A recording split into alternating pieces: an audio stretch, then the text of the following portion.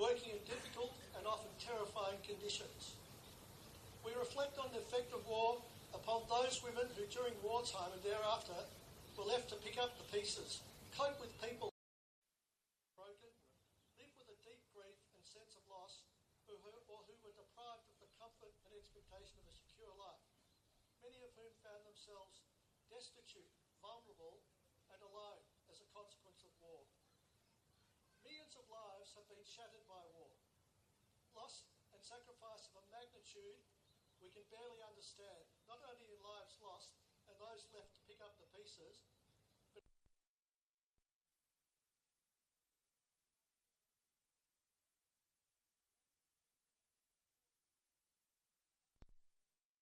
war. And never happen again. Australian rules football has always been central to the maintenance not only of morale,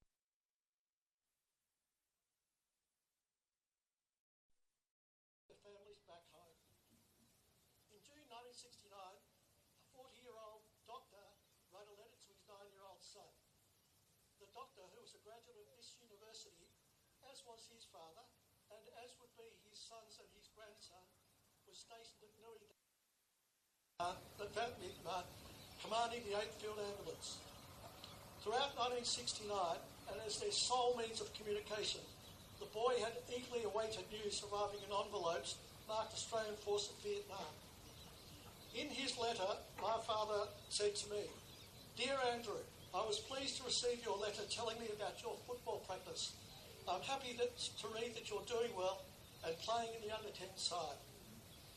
In conclusion, we express our profound gratitude to those who have served and are serving the nation, not only in conflicts past, but also in recent conflicts and in peacekeeping and humanitarian forces in dangerous parts of the world." Colonel Daniel Strapp, Director of Reserve Soldier Management Army in the Australian Defence Force, a graduate not only of this university but of the Melbourne University Regiment and a former blues player, will now recite the Oath of Remembrance.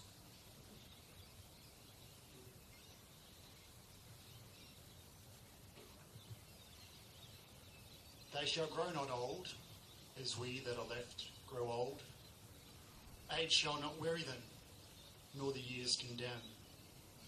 At the going down of the sun, and in the morning, we will remember them.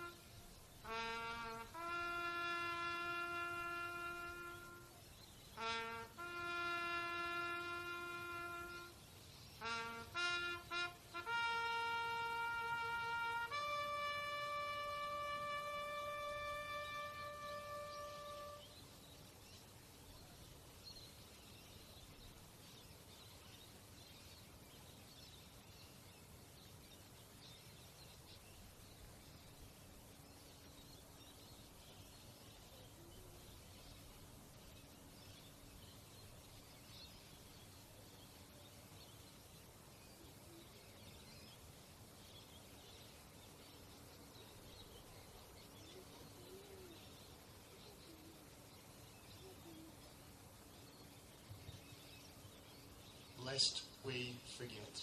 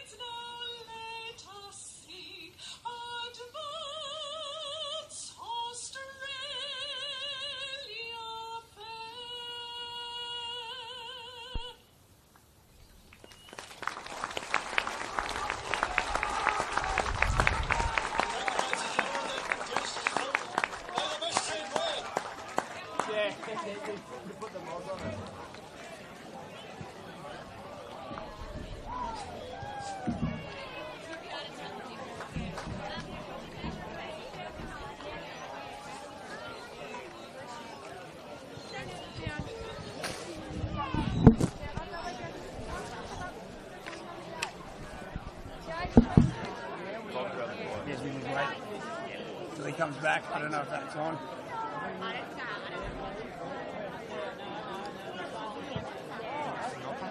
Hey? Yeah. Hurry up. Cool. Finally. Well, I did ask him about that, and he said that was the reason that the two teams split originally. Like, if you go back far enough, was religion. Yeah, okay. I hadn't looked too much into it. No, they're right. I just asked. Literally enough to Podcast team? How are we? How are we? Very I'm good. Jason. Jordan. Hey, Jordan. Nick, how are you? Good to meet you. Good to meet you finally. What's going on? Nice set to go. Yeah, we are ready to rock and roll. You're making a mistake. They're broadcasting it inside. Yeah. And they've said, the VAFA are going to put it on the big screen and blah, blah, blah. So Excellent. if there's any complaints in there, they know where to They'll come be from. straight out. Right. Well, This is the good thing about this kind of mic too. We'll hear it. It'll project through. I said you get the atmosphere. Yeah, exactly right. Have a good call, though. Thank you very much. If you don't mind, I'm actually going to take a shit. Just to we have put up on our socials and stuff. Enjoy. Yes. At least you're out of the rain. Wow. Is it coming in? It is. I was going to say, Haber's going to be stuck to the desk by the end of the game. Great. Have a good one, guys. Thank you.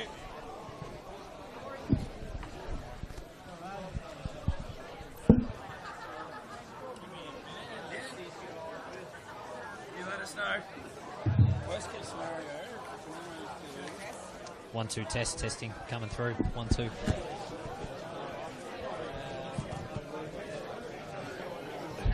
One, two, three, 4. 1-2 test. 1-2.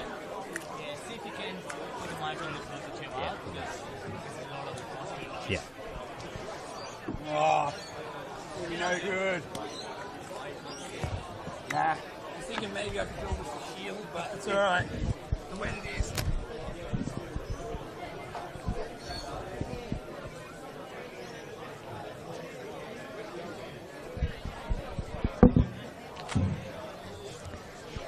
Well, that was a lovely ceremony there for those who were able to watch it. I said incredibly lucky to be playing any sort of sport on this weekend. And, well, if that doesn't get you fired up right there, both teams in arms, as you said, putting on their home Guernseys to show they are united as we are as Australians. So what a great setup for what will be a great clash here, and it's getting wetter and wetter as we go on. Yeah, 100% there, Geordie. It is going to get wetter and wetter as the game goes. But you know what? After watching a moving ceremony like that, nothing makes you prouder to be Australian than to see the great Australian game being something that unites absolutely everybody. Watching both teams put on the home Guernsey shows that we're all on the same team. And then a game of Australian rules football is the quintessential Australian experience. So I tell you what, it might be gloomy weather, it might be starting to rain, but there's nowhere I'd rather be right now than sitting here watching a good game of footy. Well, I'd probably take being indoors just slightly, but that's okay. Beggars can't be choosers. But that's right. We're only the commentary team. Correct. So We we can't need to be complain. as close to the action as possible. Spot on. So a couple of stats for you last week with the Uni Blues getting over the top of Collegians. During Collegians beat Old Scotch yesterday, so a few stats for there. James Stewart with 4 goals was the most on the ground. Carrington with 2 and Sinnott with 2 of his own. So they're fast starters, 4 goals to 1 in the first quarter. So a bit harder conditions today, so it'll be interesting to see how they start. Uni Blacks with their loss.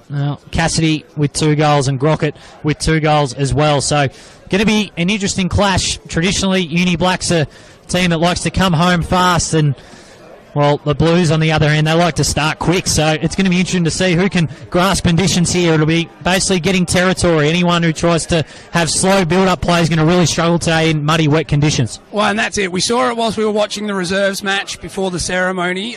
You know, the pitches, or where the previous cricket pitch is, now that we're in footy season, that's starting to deteriorate. It's becoming a bit of a bog.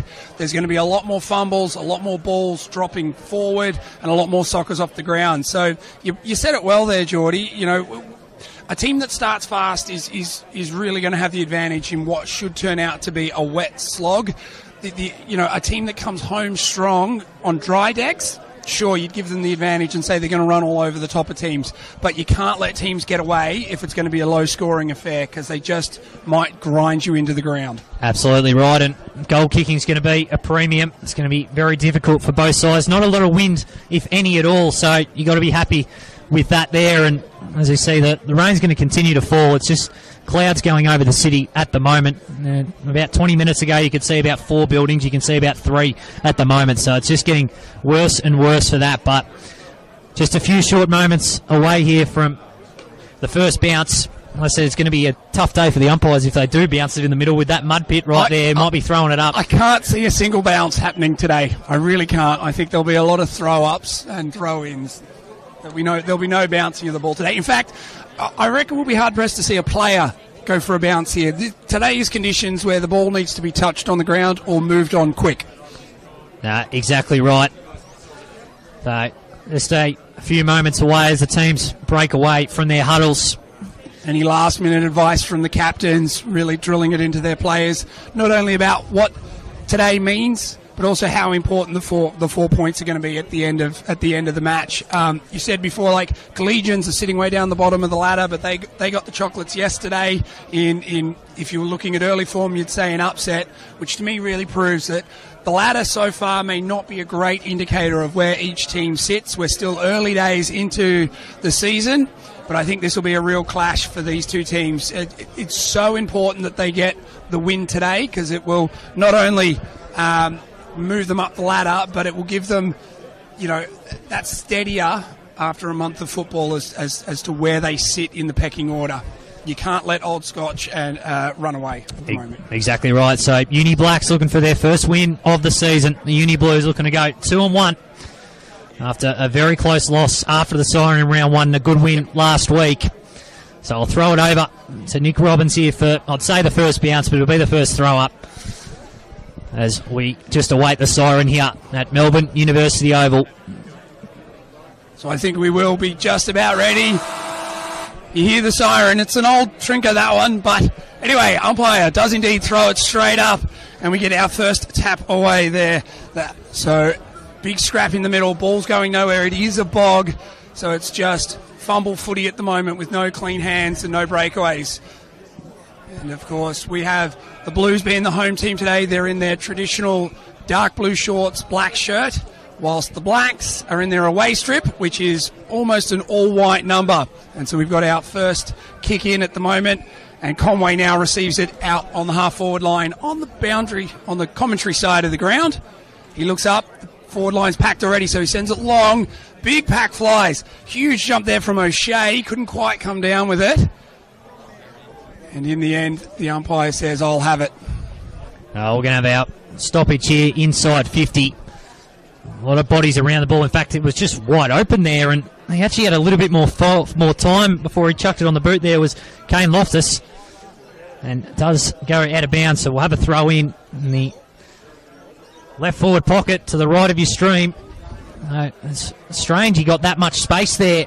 The Uni Blacks will be wanting to get much more of that as a bit of a shallow throw in. Both rucks, no clear winner. It's all about 20 metres out from the Uni Blacks goal. Still going at it. Ball in dispute. Close to the boundary line. There'll be another ball up. It's a great crowd here at Melbourne University Oval for Anzac Day round. It's part of showcase round here at the Vaffers. The ruck contest is done there by Moorfield. He'll end up getting it back and tackled straight away, and another ball up. So it's going to be a highly congested game here, Nick. Yeah, indeed, it looks like it. The good news is with the crowd building up behind us, they've got a great spread happening here in the canteen. I've been down and had a look at it myself, so if it's cold and wet, it's great. As we have a throw in and a quick kick out of the pack results in our first goal of the game. So the Blacks have now kicked one straight. They're up 6 to the Blues 0-0-0 across the board. That goal there out of the pack, kicked by Kane Loftus. A great Rovers goal there. He's quite a big lad, but didn't contest the ruck contest himself, but front and centre, took the ball, had time, straight through the middle. Well, he made up for the one before where he actually had a shot, a lot more time, but not a great start there for the Blues. That was wide open right there off that stoppage play, so all play at the moment with the Blacks as we play just over 2 and a bit minutes here. It is interesting you say that, Geordie, because today is going to be one of those days where you just can't give everybody space, and you certainly can't give your Rucks and Rovers space inside defensive 50. Spot on as umpire throws it up into the air and it's just taken out of the ruck right there that time. Has kicked well forward and there'll be a whistle and going away towards the Blacks. So they'll take that. I said deep entry inside 50 there as goes over the far side there with Furphy. Again was on the far side close to McKenzie, but not to be. A lot of bodies around it waiting for a whistle. Will be a ball up on the far side flank. There's the rain again. We're starting to feel it here. Well, the wind has just changed direction, so now it's ducking in underneath the banisters. So it'll be a high tackle free kick, and it'll be going the way of the Blues. So chance for a couple of repeat entries here for them. Big ball inside, big fly from behind. Came there from Stewart. He couldn't mark. Still going at it, and they were able to contain here the Blacks. Almost an uncontested opportunity there for Stewart. He would love that one back. Indeed he would have. He took a big fly and it went straight through the mitts. It shows you that the wet conditions have really taken hold here across the ground as the Blacks have switched the field and they've come right across to the broadcast wing and they're playing stodgy football as they move themselves forward. Sinclair has the ball, has more time because his direct opponent has slipped over, so he looks up, goes long into the forward 50. Free and kick. the umpire has found a free kick for a holding there. And so this could be a really quick reply. Coast-to-coast football here from the Blacks. They seem to be adjusting to the defence, or to the conditions rather, better. So, currently, Grocott has the ball. We're going to get a beautiful view of it here. He was just being held by O'Shea. Umpire found the free as it was coming in. So, bit of wind to contend with here. He'll be kicking from a 45-degree angle, probably about 30 metres out, as Grocott comes in. Strikes the ball beautifully and sneaks it inside the right-hand goalpost. That is 2 straight now. So the Blacks jump out to an early lead here. They've kicked 2 goals straight, 12. The Blues yet to score. We've gone 4.5 minutes of the opening term. Well, it's against the trend here at the moment. He kicked 2 goals last week, Crockett, in the loss, but he'll be incredibly happy with that. One to start. Good end-to-end coast footy. And sometimes when you just get it in there, especially on wet conditions like this, you might see a lot of holding and grappling sort of free kicks as it stands. As Nick said, 2 straight. Blues yet to score on the Sugar by Half scoreboard as both rucks go at it again. Going to be interesting battle to see in the wet conditions. It's still moving forward here for the Blacks. Good handball out, and it's going to be another entry inside 50. Sort of a topsy-turvy ball. No clear winner. Still got it here around 50-metre mark, and a big kick outside of 50 that time. So chance here potentially on the rebound, but pretty well done. And kick out towards the wing here. This will be a tough ball to pick up in these conditions. Good handball in front of us. Nice smother. We'll go over the You would line. have heard that come through. And we can see right there, the mud right there on Kane Loftus. About 5 minutes in, and he's basically got a different coloured jersey on. Well, indeed he has. That beautiful white outfit is now looking almost the same as the home team, as the Blues' dark black shirt. So the umpire throws it in. Good throw. Rucks go at it. Neither can take it cleanly, and it just falls out the back where it's now a scrap. 4 or 5 players have got their head over it, and it'll be wrapped up. It's going nowhere, so the umpire says, give it to me. That, of course, means he's going to throw it straight up in the air. 2 rucks go at it. This time we get a wind down and a quick kick forward. It seems to be a real war of attrition this game. It's just going to be push forward, push forward, push forward. There isn't a lot happening and nothing is being taken clean. But the umpire spotted a push out there. So the Blues are going to get a free kick. And it will be going with Tosin. So Ben Tosin has it on true centre-half wing. He's looking for a forward. Kicks to an open lead, but chopped off really well there from the Blacks. Just dropping into the hole, and a good overhead mark there being taken by Loftus. So he spreads it out to the far wing, where they're away now. So the Blacks aren't moving the ball quite well. They are hitting a few more targets, and that's really letting them move their way down the field as Drummond has it on true centre-half wing. He looks to go inside the forward 50 to Vescio, but the kick drops short. The wind has held it up. And we've had a turnover there, defensive half, so the Blues now have the ball back.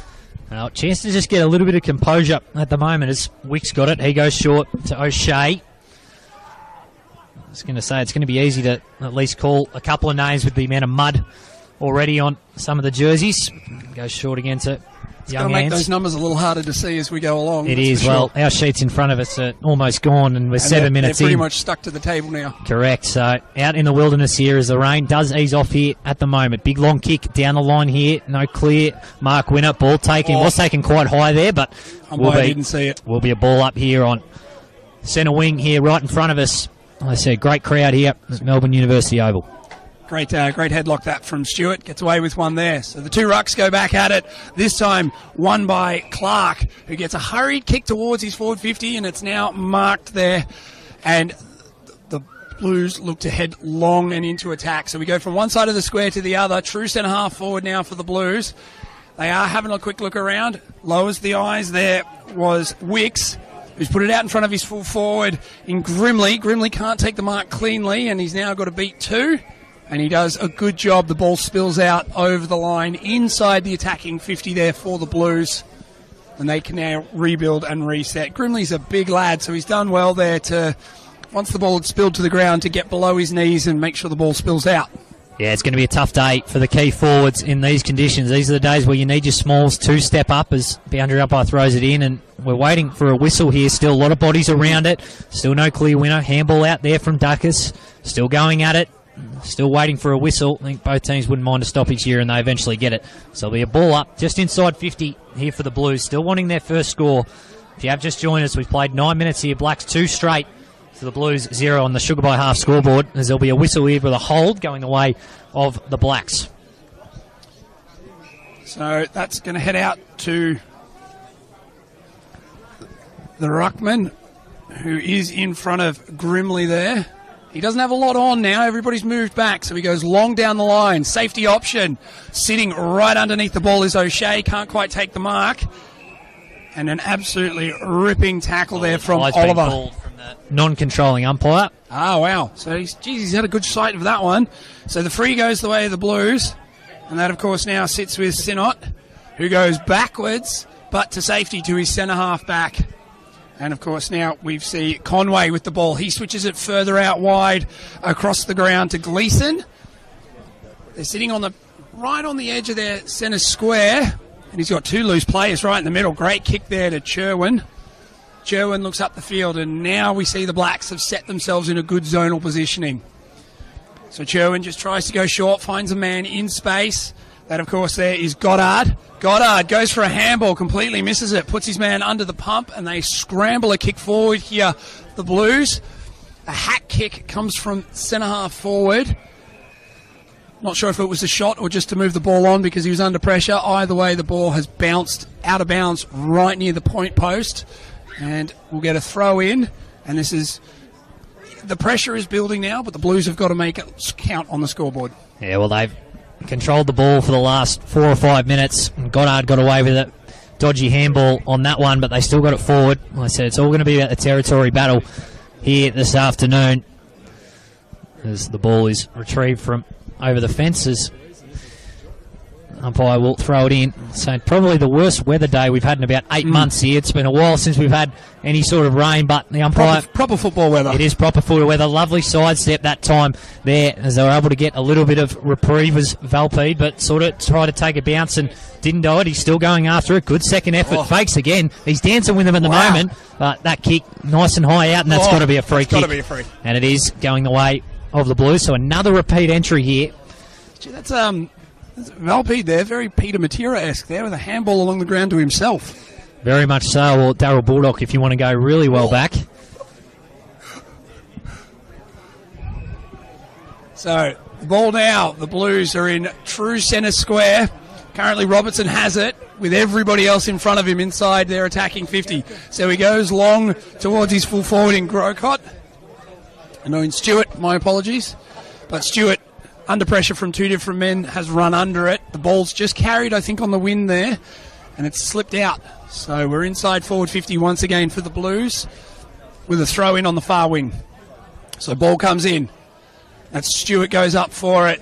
Doesn't cleanly win it that time. And so now the Blacks will have a chance to just hurriedly force a kick away only travels about 4 metres and about 15 up, so the umpire says not 15, play on. So the quick kick comes out, goes long to the far wing, where it is retrieved by the Blues. O'Shea, who's been busy so far across half back, it must be said. He's doing quite well there. And he tries to switch it up where the ball ends up just in territory in dispute, and it looks like it's going to be a turnover now. And the Blacks are going to push themselves inside forward 50. It's momentum ball as opposed to clean travelling football. And somebody's been flattened on the far side of the wing after the ball had been kicked out. So we're going to get a free kick here that's going to go to Blues. And that free kick goes to Vescio, who went for a scrubber kick and then got absolutely flatlined afterwards. Well, we saw in the reserves game a bit of biffo, and there was a little bit there as a risky kick across goal. Done well. Good mark there from Gleeson.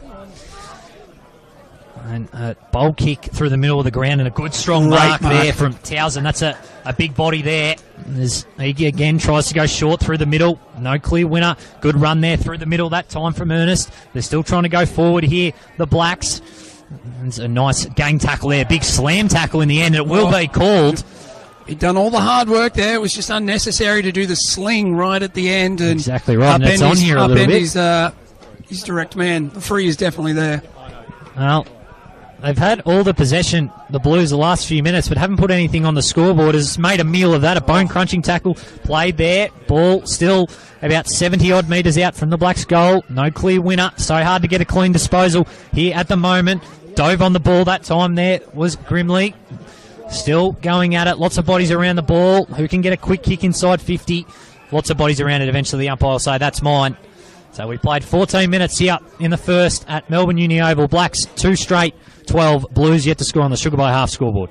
It's a real scrappy game of football is starting to unfold before our eyes here, but that goes with the conditions as the umpire throws it up. Once again, both ruckmen can't win a clear possession, but this time the pressure to just urge the ball forward was one there from the Blues, but then a push in the back allows a free kick going the way of Vescio, who sends the Blacks into attack. And a great mark there has been picked out. Pack mark, wet conditions, and we'll now get a good shot happening. That's Drummond, who's taken... No, it's not. Sorry, my apologies. That's Grocott, who's taken a strong contested mark there in the forward line. He kicked one from here not too long ago. He's about 10 metres further out, but exactly the same angle. And I say that because he's lining up right in front of our direct eye line to the centre of the goal. So Grocott's taken a good strong mark. He's kicked one already. And this would hurt, I think. It is still early days. Don't get me wrong. We've only gone 15 minutes in the first quarter. But the Blacks could make a good lead. So Grocott comes in, kicks a beautiful drop punt. Doesn't ever look like missing. Straight as a die. He's put it straight through the middle there. The Blacks have their third. They're now up 18 to the Blues. Still yet to score, even after they've had all of that play. So the Sugar by half scoreboard now reads 3 straight 18 to the Uni Blacks. The Blues 0-0 yet to score. Oh, great, strong contested mark there from Grocott. And geez, that's a lovely kick of the footy in the wet. It's always tough for set shots. Ball's wet, your hands are wet. But that is an absolute ripper right there. And a perfect start here for the Blacks. They typically aren't fast starters, but they're sort of destroying that trend here at the moment. Blues haven't really had a chance or a shot on goal at all, as they'll be looking to respond here at the moment. Nothing clean. Nothing at all. There won't be many clean things today. There's a good tackle there in the middle from Cassidy, and ball still in dispute. Chance here for the Blues to go forward. Sort of a high kick to no one's advantage in particular. A lot of distance to cover in front of us. It'll be close to the boundary line. In fact, it'll go over the boundary line. So Wynn really got hold of that ball there. It was a kick under pressure, and it went straight up, and the wing got under it and dragged it all the way across to the wing. Exactly right. As there's a bit of push and shove going on. Like I said, historic rivalry between these two will boil over at some stage. Indeed it will. So the umpire throws it in, and it's one immediately there from Carrington, who just throws it on his boot, hoping for something. It gets smothered, and in the scrappage, we get a quick kick out there from the Blacks, who send it long to the wing. The umpire's found a free. Could have taken the advantage, they but were away. Didn't allow him to take it. He was off for the races right there, was Loftus. So Sinclair now gets the ball back on true centre wing on the grandstand side of the ground. And with not a lot moving for him forward, he's just bombed it long and high and inside their attacking 50, where a mark has been cleanly taken there from Conway. So Conway retreats further and looks to switch it up. That seems to be a real play that's happening at the moment with the Uni Blues. Every time they've had the ball in their defensive half of the ground, they've immediately looked to switch it up. That's obviously a trained play that they're going to be trying to utilise the whole game. I feel like in this kind of weather, the advantage to go straight down the centre could play a big factor in it. You know, get the ball into your half, rush it forward, see how you go. In the end, the ball only travels forward about 25 metres. Scrappy play, contested footy. Umpire says, I'll have it. So he throws it up on the 50 as the Blacks look to attack again. So a 2-on-3 being won there by the Blacks, who get a kick long down the line, and a great grab there taken by Tosin.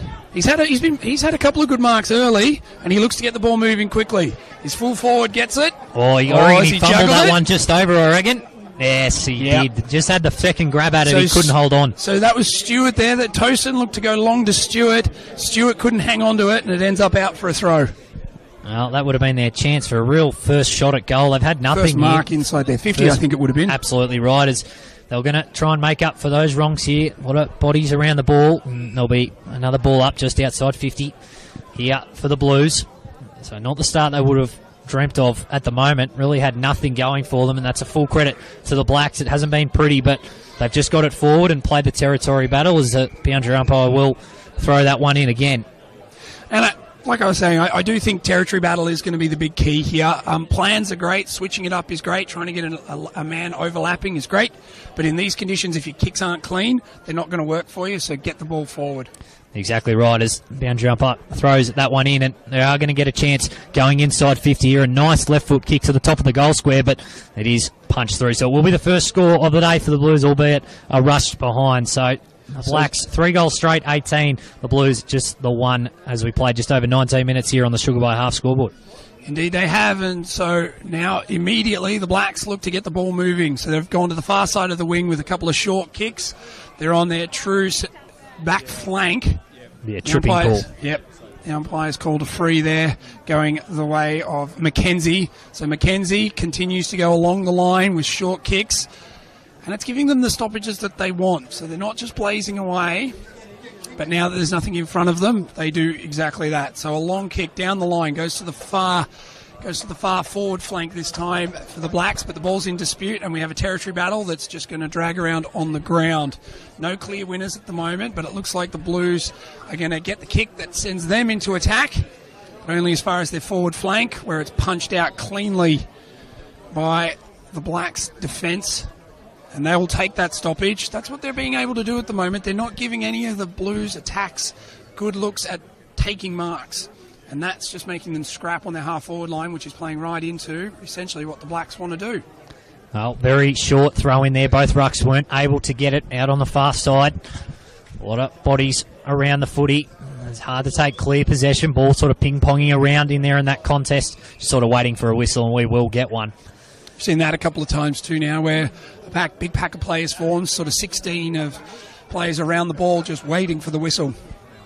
Exactly right, as the umpires are going to earn their jobs today. So they're going to earn their cash, as there'll be a high tackle called, and a chance here for the Blues to go forward. Like I said, they've probably got more inside 50s. They probably definitely do have more inside 50s, just nothing to show for it really on the scoreboard. Yep. It's a short kick that time going to Carrington, and he's going to try and find an option. Not a lot of movement inside 50. You've got the big full forward Stewart there, but he's not moving enough for him, and so now that ball's been kicked in, of just a big pack around their key forward in Stewart, and the ball's sort of rushed away. Correct. There's no clear winner there, and ball still is inside 50 here. Nervous times here for the Blacks. Good pick up here. Could have gone the left foot snap. Shook him like a dog water. Still going at it. And good defence thrown there. He did dive on this one here, but they will call a ball up. So that was a little bit there. I said Furphy just had a little bit less time than he thought he probably did. And did well to crash through three did players He did well to crash through and then try to get a fourth, and a little bit too much there. But they're still going at it here inside 50. That's a big bone-crunching tackle there, and that deserves to be rewarded, and is. The defence right now of the Blacks is really holding up strong, and that's why they've only conceded the one, and there hasn't really been a shot at goal, but that one a few minutes ago they got punched through. Yeah, exactly right. So that was James Stewart there, the big full forward, just trying to do a little too much. So tried to take it out of the ruck and then play on and run through the defence and got absolutely nailed there. So a good decision. I was going to say it takes a brave man to stand in front of him. That's a big boy inside 50. Indeed it was. So free kicks pushed out to the far wing, where, again, a pack forms, no clear winner, so the umpire says, give it to me, I'll throw it up. He throws it up, and pressure again just forces the ball to centre wing, where a quick kick coming back the other way. Good mark from Valpede there just to ease the pressure. Allows, once again, Uni Blacks to just reset from their half-back line. So they follow the outer wing, and they go along where no clear winner is taking the ball there, and we get another hurried kick out of a pack forming. But the good news is now it looks like Uni Blues have got their defence sorted a little bit better across that half-back line, and they're able to run it out. So they go direct inside, which is a good... So Youngins has the ball on true centre wing. He looks up, wants to get the ball moving quickly, spreads it out wide. We've had a mark taken and a play on, a snap, and a miss. A miss to the far side. Only a minor score there on the Sugar by half to Furphy. I think that's their first mark inside forward 50. Furphy takes the chest mark on the boundary line, and instead of going back for a shot, plays on and then under pressure takes the shot and misses to the far side.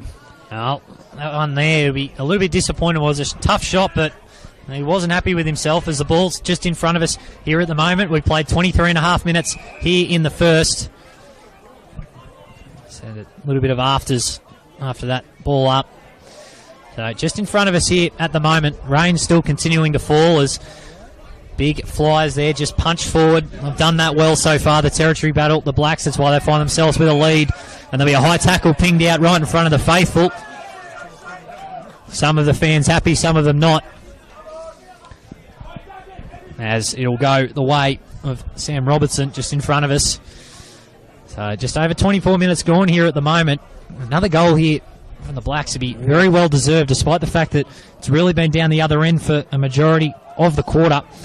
And it is worth noting that the Blues really have had the wind at their back as well. Certainly have. As a quick kick forward there from Loftus. Still no clear winner. It's basically get it and throw it on the boot either way here at the moment. And a good tackle there that time. Still going at it on the ground, and you'd reckon that'd be another ball up and will. So hard to get a clean position in these conditions, but the pressure from both sides as well. You can talk about the conditions all you want, but the pressure's been there. Yeah, very, very well said there, Geordie. I was just going to say, I feel in the last couple of minutes that the pressure's really gone up across both teams, and we are now almost 25 minutes into this first quarter. So if you're Uni Blues, you don't want to concede another one here before quarter time, and really, you'd love to get it up the other end and get on the scoreboard. It's going to be one of those kind of days. So, Uni Blues does exactly that. Wins it out of the pack and quick, hurried kick.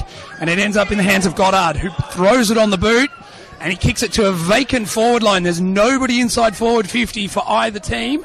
Oh, he's got to be careful there. What's he going to pay? Oh, he's got to throw it in. Jeez, he ran over the line there. Very, very lucky. Grimley, I think, deserved a free kick there. So it was Goddard who's got the ball on centre wing, done a quick kick into a completely vacant forward 50 for Uni Blues.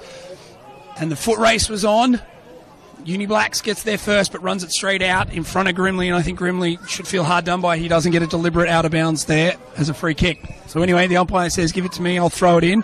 Throws it in, and we once again have a stoppage. Now we're on the forward 50, still inside the forward 50 for Uni Blues. Well, tap goes down there that time from Grimley. A quick kick out just to ease the pressure, under a lot of pressure here now in these conditions. I don't know if you can pay that, but you know he will because he sprints up. It's a modern day thing with the umpires. He just sprints in like that, but it is going the way back in for the Blues. A bit unlucky there that time, but Gleason's got it. I feel like that one was to make up for the one that they missed before. Now Gleason with a high kick inside. Big flyers from both teams. No clear winner. Ball at the ground here at the moment. There'll be a very quick whistle for a ball up about 45 metres out here for the Blues. So they have had these repeat entries. They just haven't been able to get any sort of a half chance on goal. Nearly 27 minutes played here in the first. So the umpire throws it up. We're on true centre half forward for Uni Blues, still looking to score their first goal of the quarter. but it's not going to come from Akosh there. He gets absolutely wrapped up by Robertson, but obviously with no chance to get the ball moving before he took possession. The umpire will say no prior opportunity, so I'll throw it up. Robertson, though, bone-crunching tackle, but looks like he comes off worse for wear getting up and out of that. A little bit groggy as he jogs away from the pack. Umpire now says, I'll throw it. He puts it straight up in the air. All players around the ball allow it to bounce, but the fastest to jump on it once it hits the deck there is Gleeson, who hurries a kick in towards his forward 50. We're now right on true centre-half forward, about 50 out from the Blues goal. Pack dives on the ball. Umpire says, nobody's moving, I'll have it back there. And that's right in front of Wicks. So up goes Carrington. Goes to be the big fist over the top, but doesn't win it cleanly. And Youngins there giving away a penalty, which really just alleviates the pressure there for Uni Blacks. They'll be happy to take that all day. And Drummond now goes long and sends them out to the members' side wing, but on their forward flank side of the ground. So the pundits or the fans, they're starting to find their voice a little bit here at the moment.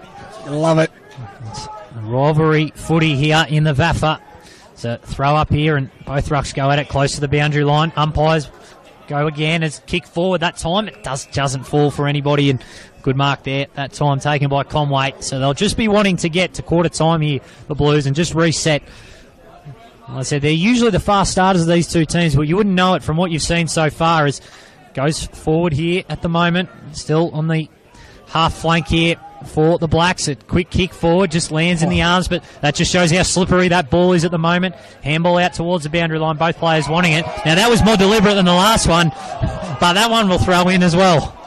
So we don't have any special comments today, but we got plenty of them behind us here at the moment from both sides, which is great to see the passion. It absolutely is great to see the passion. We're also right in between both of the teams' boundary setups as well. So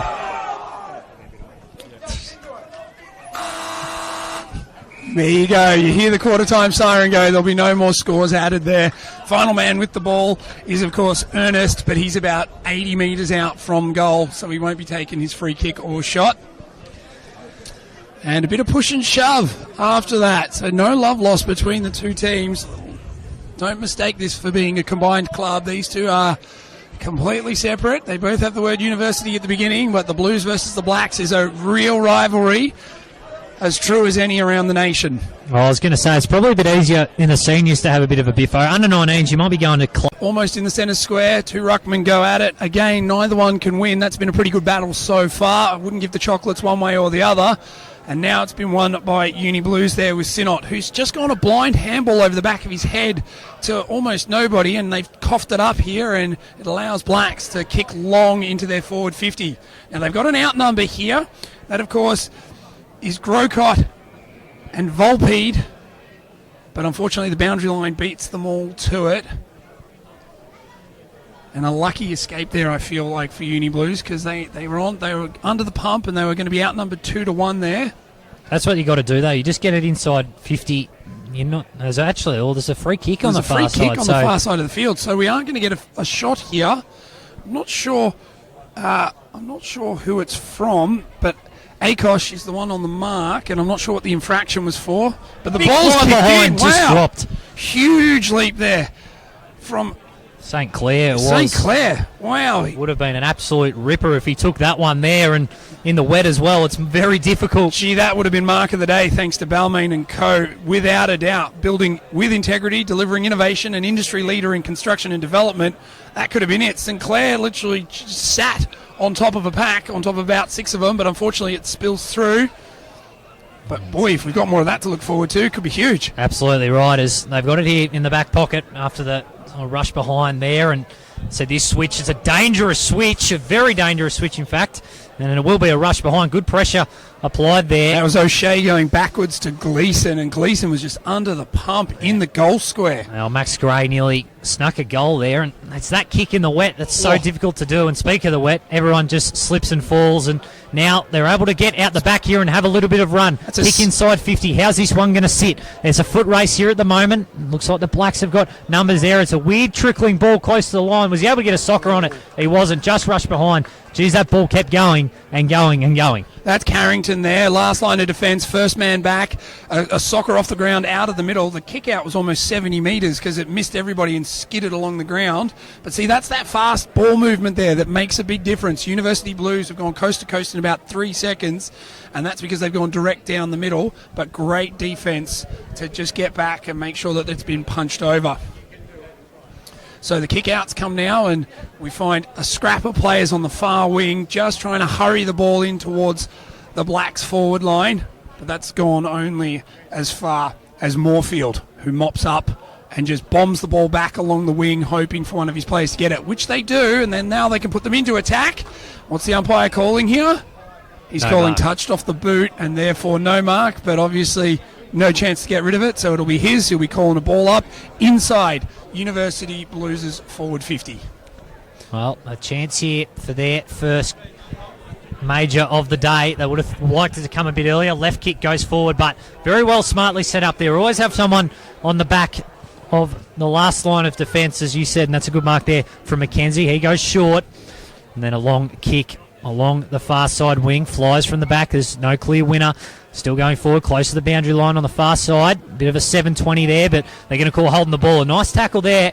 And I must say the tackling pressure from both teams, regardless of the score, has been something to definitely hang their hat on. As they're going to be able to push here through the middle as Valpede's got it. He'll go on to his left. Kick inside, just inside 50. Carries over the top of everyone. Nervous times here for the Blues. Good pick up there at that time from Robertson. They're still going here, and there'll be a whistle. So it looks to be a play here that's actually happening with the Uni Blacks, because that's the second time inside their forward 50 they've had an outnumber in the contest 2-1, and it was really great work there from Archie Bain to make sure that he didn't let the ball get behind him and he could keep actually Uni Blues in the contest. Well, he had a great moment, and then he's just kicked that one, and that's deliberate out of bounds. So another repeat entry here for the Blacks, and I'll tell you what, they're the only team that looks like scoring at the moment. We have not seen any real clear chances from the Blues. Kick to the top of the square. Can someone fly and take him out? St. Clair almost again. Lots of bodies around it. Kick outside just to give him a bit of reprieve, but no winner out of it. Can they get this fast run through the middle? No. Good link-up handball. Shakley's got it. Good handball again. Nice, lovely sidestep, but he's flipped over with Valpede, and he's going to be called a high tackle, much to the bemusement. He's gotten lucky there of the Blues fans, but it's going to be a shot for goal here, and we'll have another great view behind it as Valpede. It'll be about a 50-metre kick on a 45-degree angle in the wet.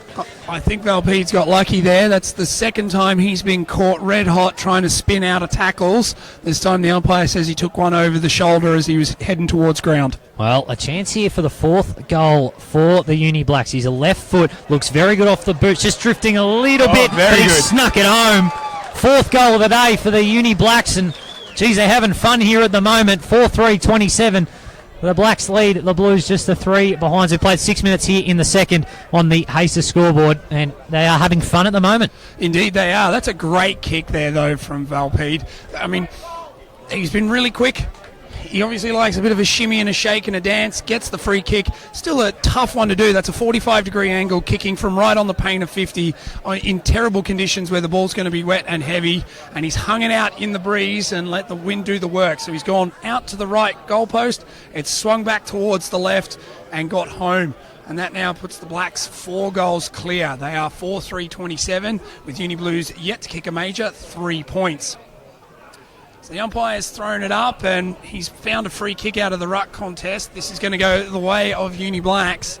So we're going to get the ruckman going long into forward 50. Just a high floater of a kick, hoping for somebody to take a mark, which they don't. But they do have great rovers there. Youngans gets a quick kick out towards the goals. Doesn't quite get it through the middle of the boot. trying to go through traffic. Quick kick ends up in a minus score, but still starting to look dangerous, Uni Blacks. They're now 4-4-28 to the Uni Blues 0-3-3 on the Hacer scoreboard. Well, they're just going to go stuff it down the middle, and that was almost a very effective kick. Couldn't take the mark there. It was McCullough, and they're still going at it. It'll be a high tackle, so another one going the way of the Blacks. So things going from bad to worse here at the moment for the Blues. We've played nearly 8 minutes here in the second, and they still haven't had a major to their name. As Robertson's got it here, can he find a target? Sort of kicks it to the hot spot. Big flies from both sides. Mark not paid there from that time. Had plenty of it. Was the defender for the Blues. As handball out, pressure times. Was able to just get a kick to it at the moment. Quick snap on the boot. Don't tell me. Well, as he touched that, it is touched on the line, but we heard a whistle, and it will be coming Free back kick. for a free kick, I believe. Yep. And it will be at the top of the goal square. So downfield free kick. He threw it on the boot. That time was James Clark. And the beneficiary of it will be Harvey Driscoll, who kicks the easiest goal of his life. And just like that, the Blacks have 5 goals. You might have to talk me through that. How do you get a downfield free kick from a score that ends up in the goal square? It's a very good question, and that's why I'm commentating and not umpiring here at the moment. But I cannot understand, because that's either you pay advantage and it's the score, or it's the free kick, but because the ball's gone dead, it needs to come back to the player. I don't understand how it's a downfield free kick at the top of the square. Well, it was a good shot either from James Clark. Deserved to go through. Just touched on the line and got poleaxed afterwards. So maybe not over that rule at the moment. But, hey, I'll tell you someone who's not complaining. That's Harvey Driscoll. And they are running right here at the moment. They are indeed. Yeah.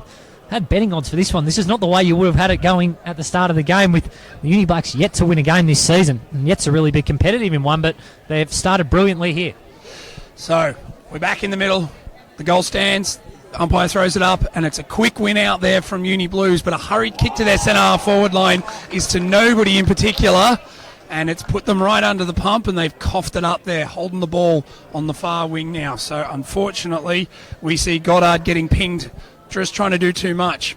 So turnover there, and allows the Blacks to head up the field, and they've put it out towards their half-forward flank, and they are now that's just that willingness and that forward momentum that they're really running with here is just serving them quite well.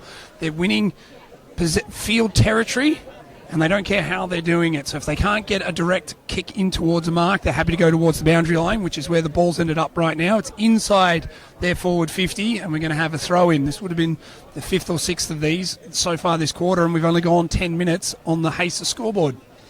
So the umpire's thrown it in. The two big rucks go at it. Again, nobody can win that cleanly, so it's allowed to bounce. The Rovers go to work, and they all sit over the top of it, and a hurried kick comes out from the Uni Blues defence, where it's picked up really well there by Lloyd, who has enough time to turn around and get moving, but the kick is a shocker. It comes off the side of his boot and only goes forward about 3 metres. However, the Uni Blues are good enough to make the most of it, and they handball around and then get a kick forward, and now it ends up in the hands of McCullough. McCullough is on true centre wing and not much in front of him, so he lowers the eyes and he kicks to a 2-on-1, and it might work out.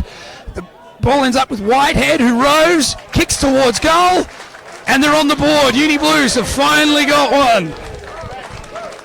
So Whitehead doing the roving. They had the 2-on-1 overlap. The ball spilled out. He collects. He steps inside. He goes long and ends up drilling it straight through the middle. And finally, the Blues are on the board. They are now 1-3-9, trailing Uni Blacks 5-4-34. We've gone 11 minutes on the Hacer scoreboard. Well, awesome individual effort from Jack Whitehead. He was the one who picked it up here, kicking out of defensive 50. He just decided to keep running, and it sort of fell for them. There was a great spoil by the defender there for the Blacks, but it just fell in his lap. Lovely sidestep and a lovely finish to get the Blues on the board with the first goal. So he's run a good 100 metres great there, gut that running. one there. So Great gut running. very much deserved their first goal. So maybe that's the one to just get them going here. So it's going to be a low-scoring affair judged on the conditions, but the Blacks have done a good job early as they're going to get another entry inside here. Can they respond in kind quickly?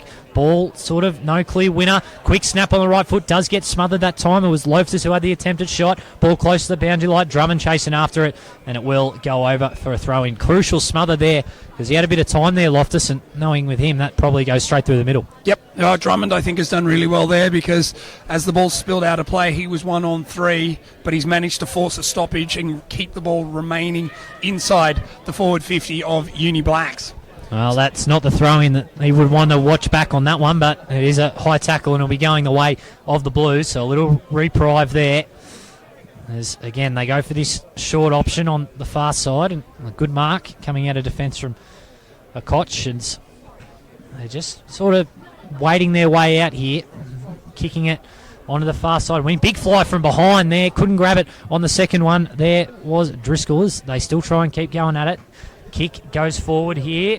Whoa. Still waiting on it. Drop that one. Nothing paid. That's got to be dropping. It's got to be close to it. The ball still surging forward here for the Blues, but can't quite get a clean ball. There'll be a whistle, and it'll be going the way of the Blacks, so they can just relax here a little bit.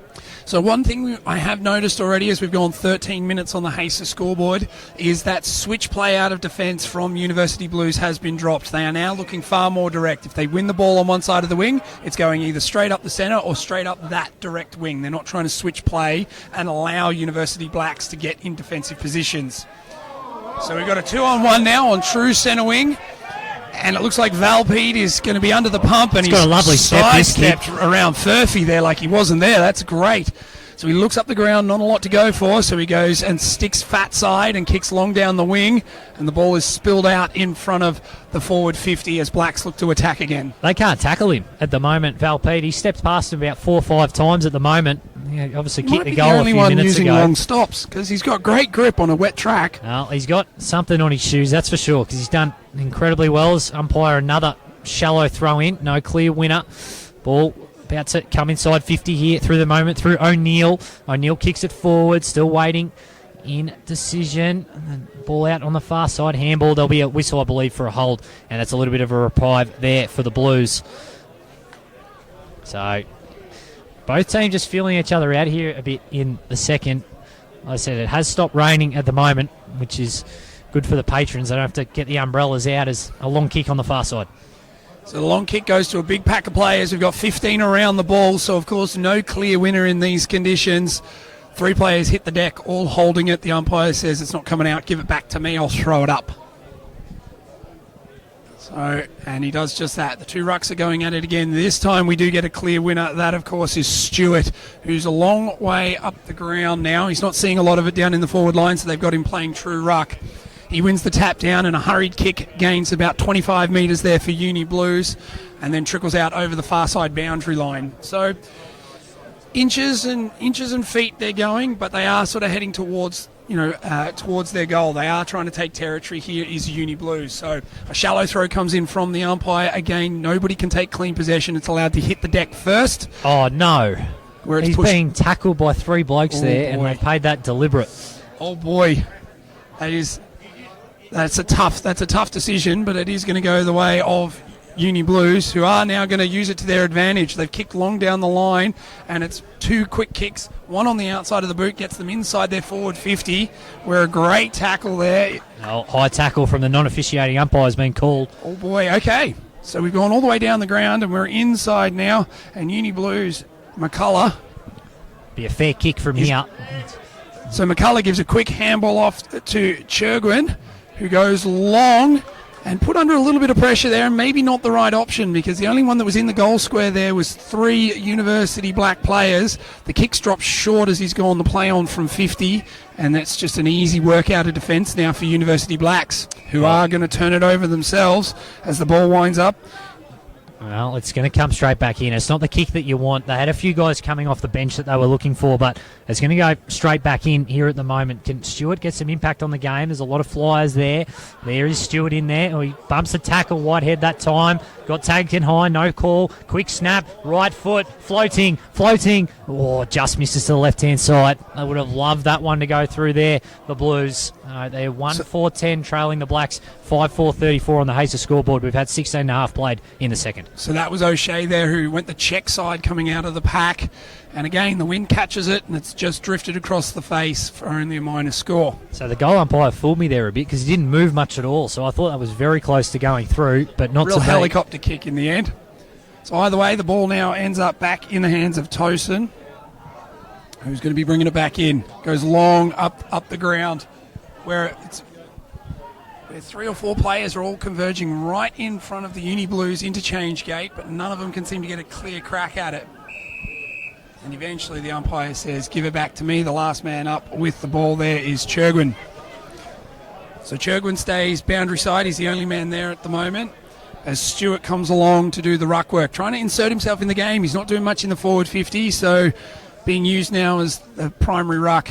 And he has a good tap down there where he is going to actually get it in front of one of his own players. O'Shea is the first onto it. It's then picked up by Akosh, who slid onto the ball, had a player dive on him, but no push in the back there, so the umpire says, give it to me, and I'll have a crack at it. It's almost a divot taken out of the ground. It's almost a sand wedge divot right there. That's how wet and soggy the ground is at the moment. So a real arm wrestle we're seeing too now. And it seems the umpires are really getting involved. A lot of players sliding over but being caught just on the shoulder and up as they're going to ground, and it's leading to quite a number of free kicks. This time the ball ending up in the hand of Wicks. So he'll go forward, very high numbers with the Blacks there, but no clear winner. Another ball up. Tell you what, if they earn their money based on ball up, I reckon they were getting paid very well today. It's just one of those games, highly congested with all the rain we've had and the wet weather footy.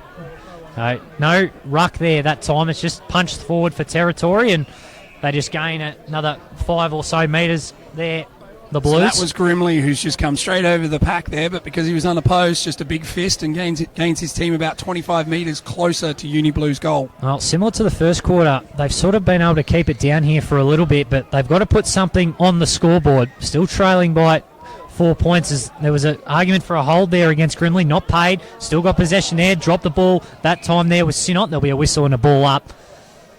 So good tap down to Grimley there. He was looking to get it to O'Shea. O'Shea was trying to say he'd been held off it. There'll be a free kick going the way here. Stewart. Yes, Stewart. So ruck infringement here. So can the big key forward do something? Can he get on the board for the first time? He will be kicking from outside 50 though. Well, it'll be a big kick. He's a big man. They need him to step up here. It's tough in these conditions. We'll see what happens. Bit of action going on the line. They'll be wanting to touch this one through here. Plenty of players here looking to spoil this one through as Stewart comes in. Lineup looks pretty good. Gives it everything he's got. Hangs it out to the left. Doesn't quite get the distance in the end. The pack of players there managed to force it out. And, of course, Grimley front and centre there against all three of the last line of defence there for Uni Blacks. So no score here. It goes out. So still a chance for Uni Blues to keep it locked into their forward 50 as the umpire throws it in. Stewart goes up in the ruck, doesn't win it cleanly, but then gets dumped without it. The umpire doesn't say that one's a free, even though it looked like a sling tackle to me. He says that one was all good, so give it back to me. I'll throw it up and we'll have the ruck go at it again. So Stewart and Drummond go at it. Not won cleanly by either, but now the hurried kick comes from Uni Black that scrambles up the wing, gets them to about centre wing. A big pack of players forms, and now, of course, the ball's going to come straight back in. Well, not with that kick. That was only as far as... Absolute shank, that one. Only as far as Oliver. And a shank back the other way. So they're playing back and forth at the moment, these two. They just take territory. They want to switch, but not in these conditions. Gets absolutely poleaxed afterwards, and it will be a downfield free kick. Got sucked into that one a little bit. Right in front of us. He had loafed us, and he wouldn't want to be giving anything additional up as they go inside 50 here at the moment. Sort of a lower stabby kick. As there's a whistle. Doesn't know which way he's pointing yet, and it's going the way of the Blacks. The old P and the whistle might be in a little bit of trouble. They might have to switch them at half time because we've seen quite a few of them. So Clark has the ball now. So he's got a loose man, goes to Dacus, who's just run on from the interchange bench. Gets a nice easy one to get them out of defensive 50. So Dacus, with a huge pack of players further up, just goes long down the wing, and a great strong mark there being taken by Conway. Straight through a pack, took it over about 4 other players. Solid grab. And he immediately looks to turn to try and switch it up here, but there's nothing on. Not in these conditions, don't switch it. So instead he goes short but forward, and that ends up in the hands of Youngins.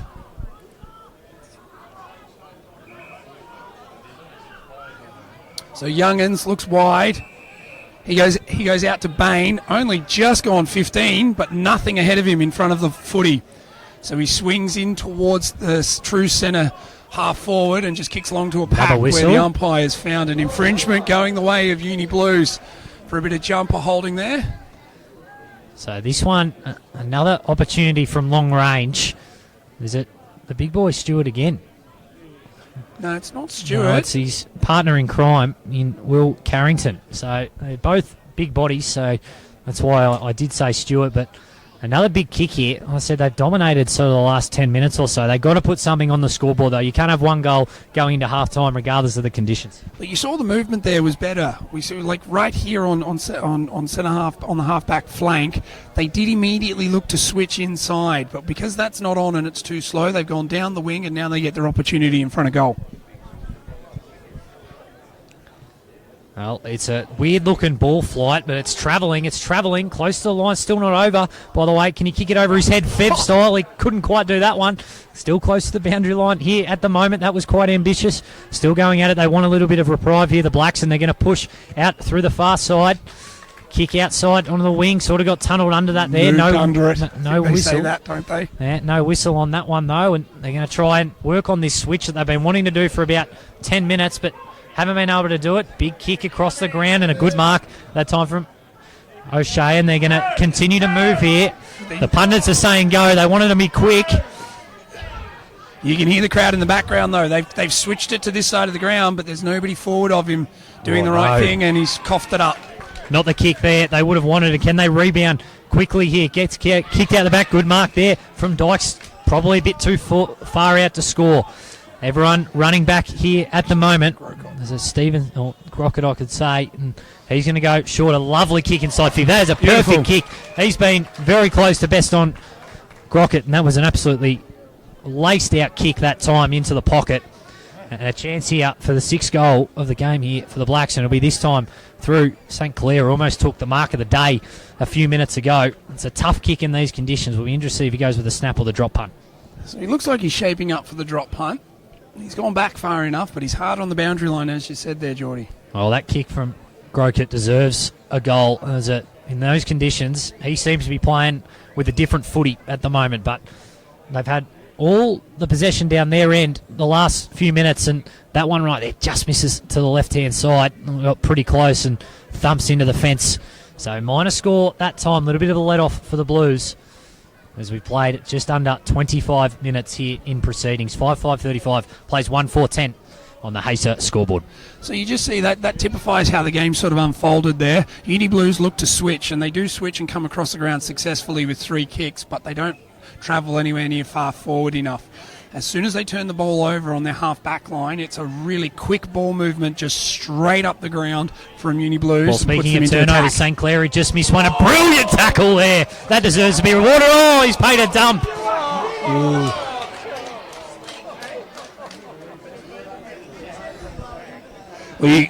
I don't think we can sum it up any better than the exactly crowd behind right. us. That is, he was caught red-handed with that. Well, St. Clair will have another shot. They'll have another shot here. He's from almost the exact same position, hard on the boundary line, 25 metres out, because he's got the free kick there, but we'll let the crowd tell you whether or not he deserved that one. Oh, you were talking about turnovers. That one coming out of defensive 50, regardless of the free kick, that's not the kick they would want. So he just missed one about 10 metres further out. He's gone with the right foot, sort of catches the belly of it and misses to the other side now. So a let off there. And maybe that's the footy gods just sort of correcting that one there. That one up, yep. Thought it was a great tackle that time there from Conway, and he's done very well. He's given St. Clair a little bit of lip about it, as you should. So we played 26 minutes here. 5-6-36 plays 1-4-10 on the Hacer scoreboard. So the big question now will be, can Uni Blues go coast to coast? What are they going to do coming out of defence? At the moment, not a lot. But this time they go straight up the guts. There's not a lot on option, and a great mark. They're taken by Tosin, who gives a bit of a shimmy as he plays on and tries to gain territory. That's and a falcon. Square into the man on the mark. O'Neill there taking a falcon but holding the ball up. And just when you thought Uni Blues had gained some good territory, O'Neill puts his noggin in the way, does the team effort there. That's the 1%er of 1%ers. It certainly is, and that had hurt on a wet day like this, that one that's there. That's a medicine ball to the face. So the umpire, on the other hand, has said, nobody's going anywhere. Give me the ball, I'll throw it up. And so he does so. So in goes Stewart, who wins the tap there, gets it down to his rover, with the kick comes straight off the side of the boot for O'Shea and goes straight up and down. No mark to be taken because the ball only travelled about 2 metres, which meant as soon as the ball hit the deck, everybody dived on it. Umpire has no choice but to throw it up again. So the two ruckmen go at it. A big swing and fist there from Uni Blacks to gain territory. Doesn't quite connect, and the ball now ends up in the hands of Stewart, who tries to bustle his way through the pack. Can't do much with it, and it gets stripped.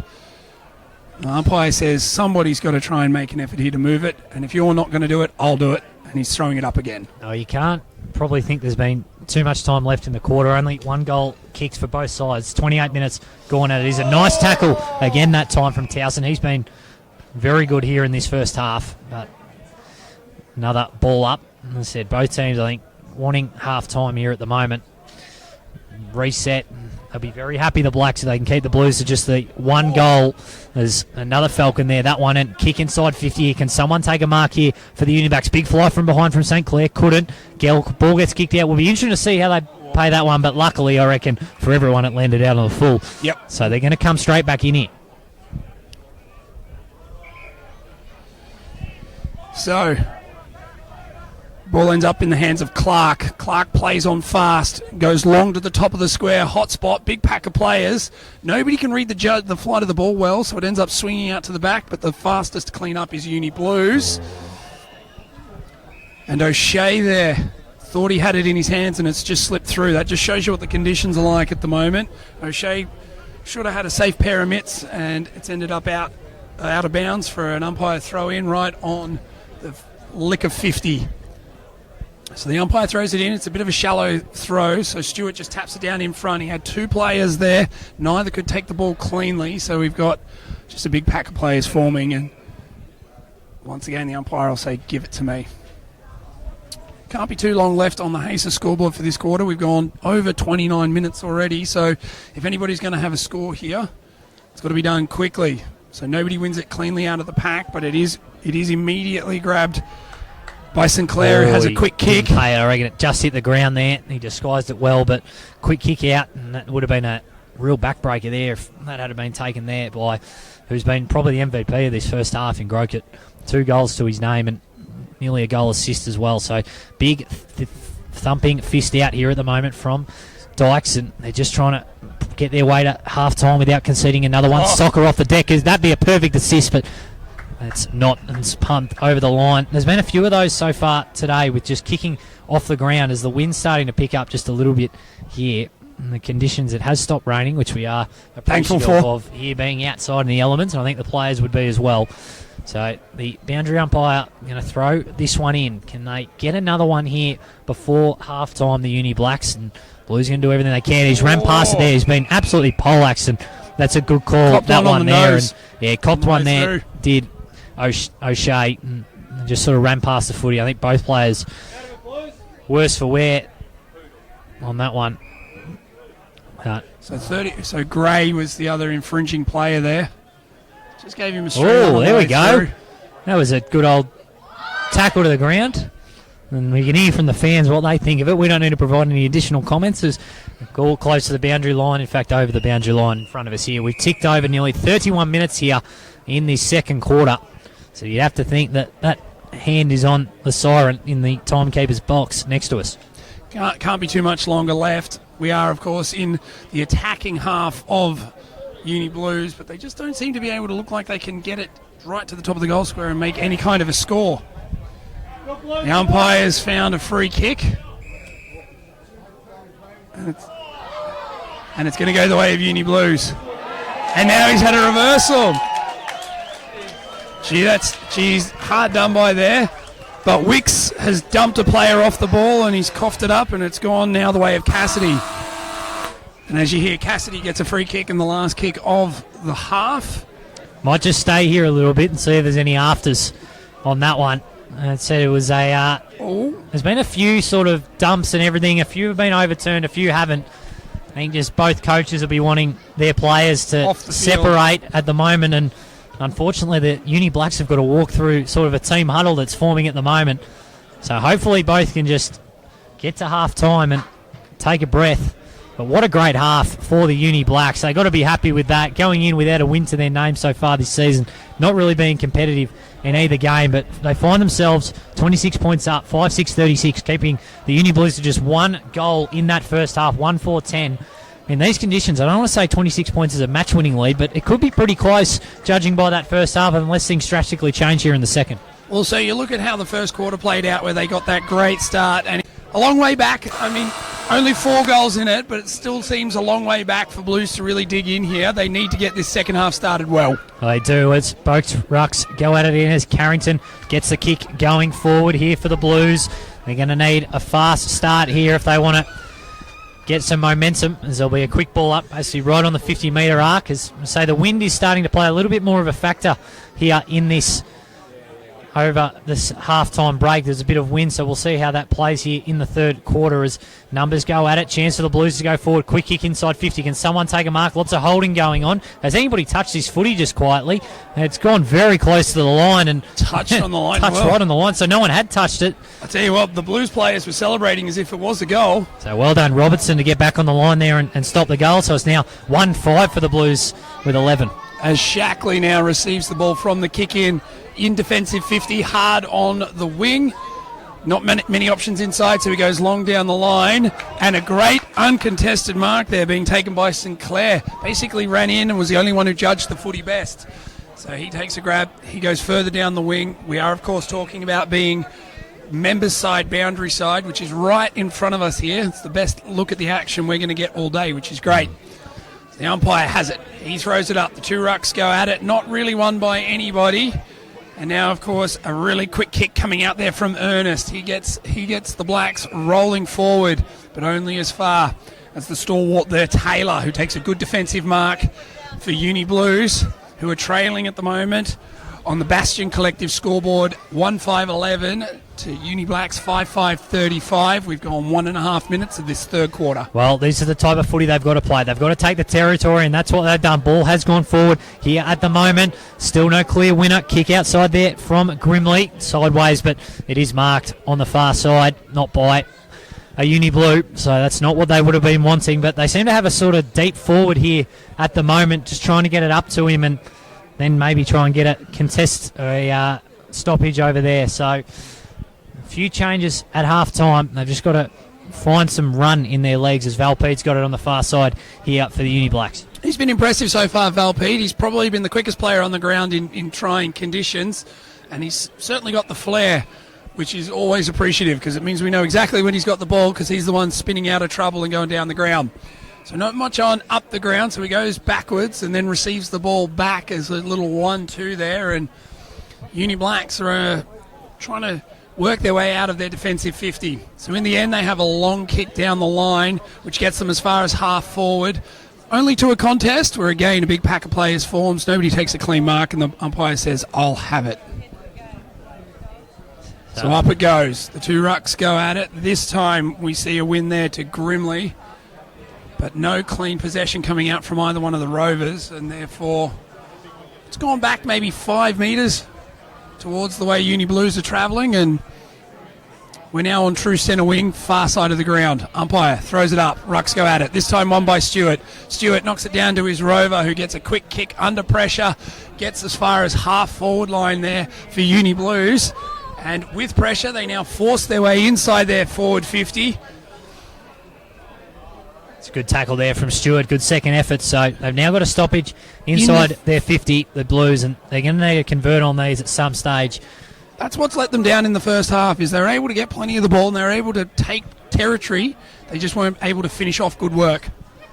Well, that's got it inside 50 still at the moment, so hard to win a clean footy both sides. Ball sort of ping-ponging around there in the contest. Umpire eventually blows his whistle and we'll ball it up. We don't obviously have the inside 50 stats, but I would dare to say the Blues would, if they don't have more, it's very, very even. Very, very close if they don't. I would say they've got more. It feels like they've had more. They've definitely controlled the ball down there, end of the ground, but only the one goal as it stands, but plenty of footy still left to be played. As very high tackle there, and it will be coming straight back in here for the Blues. conversely, what we can say is whilst we've seen Uni Blues having far more entries than University Blacks in terms of getting inside forward 50, the efficiency inside forward 50 for University Blacks far better than University Blues. As now the Blues are sitting in true centre half forward with not much up the ground, so we go wide where a mark isn't taken there by Towson. It slips straight through his hands and skids out the back. And we do get another entry for University Blues inside their forward 50, but not clean and not to anybody indirect, and it spills out about 35 metres out on the members' side wing where the umpire is going to throw it in. The throw comes in now. It's a good throw. Both rucks get a good run at it. Not really cleanly taken by anybody. Carrington probably had the best run at it, but couldn't get a good tap. Backs up his own work there in laying a tackle and making sure nobody can force it out there. And in the end, University Blacks do get the runaway. It's Valpede again. And he hurries a kick outside of his defensive 50, and it's mopped up there quite well by Gleeson. And so now that pressure is really going to start mounting on University Blacks because we're sitting on the forward half line for University Blues, and they are getting entry after entry after entry. This time the ball skids out the back, and of course the fullback wraps up there in earnest. Good composure there. Was under a little bit of pressure, but just found the man in O'Neill, and he then goes wide to Valpede. So a chance to get a little bit of a break from these repeat entries. He goes for the sidestep there. Did Tromp and just got away with it, and close to the boundary line on the far side, and it is out on the full. So hasn't really got past his halfway mark here as we've played 6 minutes here in the third quarter. Blacks 5-35 lead the Blues 1-5-11 on the Bastion Collective scoreboard. So the rain has stopped here. It was pretty much going for the entire first half. You can see a lot more of the city in the background. A lovely oval here. Really improved the light conditions across the ground as well. Certainly has as kick goes forward and a lot of bodies around it. Still no whistle. Still about 70 from home for the Blues goal. Handball out the top. Cassidy runs onto it and sort of gets tackled without it. No whistle. Ball goes forward again here for the Blues, but they just can't seem to find this link up. Again, close to the boundary line. Good composure shown there by the defenders for the Blacks. Valpede, he sidestepped him again. Couldn't run past his a player that time, and eventually goes over the line. Oh, I like that. That's adjustment on the run there from the University Blues defender. Valpede's had plenty of it, and every time he gets it, he's shimmied and he's stepped and he's tried to twist. Now we're finally starting to see his direct opponent go, I'm expecting this, so I'm going to wait till you start to make your move. And a good tackle there holds the ball up. Oh, another shallow throw in on the boundary umpires. Tough day in these conditions. And again, close to the boundary lines. A bit more forward here for the Blues again. Rushed over. A lot of high stoppage game, which it always is when it's wet. But very much a game, or at least a quarter so far. We've gone 7 minutes on the Bastion Collective scoreboard, and most of that 7 minutes has been played inside University Blues forward half. And I reckon about 80% of that inside their forward 50 as the umpire throws it in. It's a short throw once again, not really to anybody's advantage, so it's just hurry the ball forward and see who can grab it most. We've got a great contest out on the far side that in the end has been won by Moorfield. Free kick going the way of the Uni Blacks. But it's been a high free kick, and that's going to go the way of Driscoll. So Driscoll getting a free kick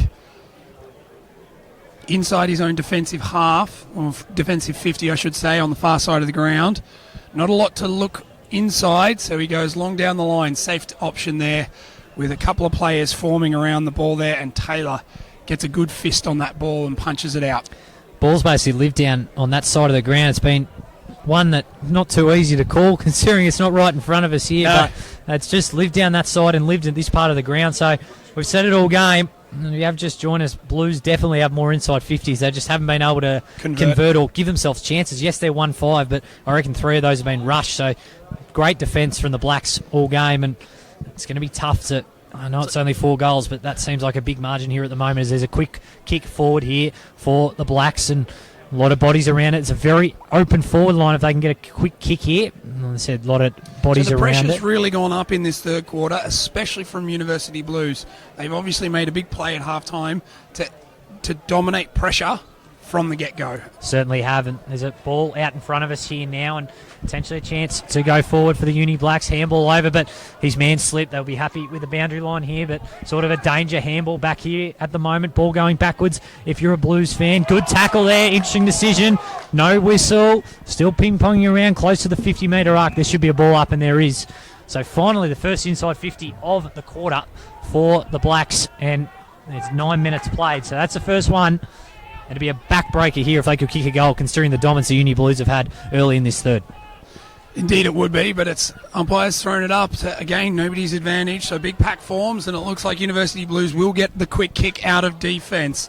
Goes up towards the big players. Groomley stands tall, can't take a clean mark, and in the end, Just a a good big most shove obvious in the shove back. you'll see. That's his. So that wasn't nudging your opponent under it. That's two hands right in the middle of Mackenzie's number. And a good shove down makes that one easy for the umpire. So Mackenzie with the free kick on true centre wing. He goes long down the line. Again, huge pack of players for him. Great jump had by Dykes, but he couldn't quite come down with the ball. In the end, Good mark. the kick comes out. I think it was Robertson, gets it inside forward 50, but only as far as Gleeson. And now Uni Blues look to rebound. Well, it's a big kick coming inside 50 there from Drummond. Can someone take a mark? It Sills out the back. Is this a chance for their second? Taken high. Is there a whistle? There is, but it's a ball up. So big, quick kick going inside that time there.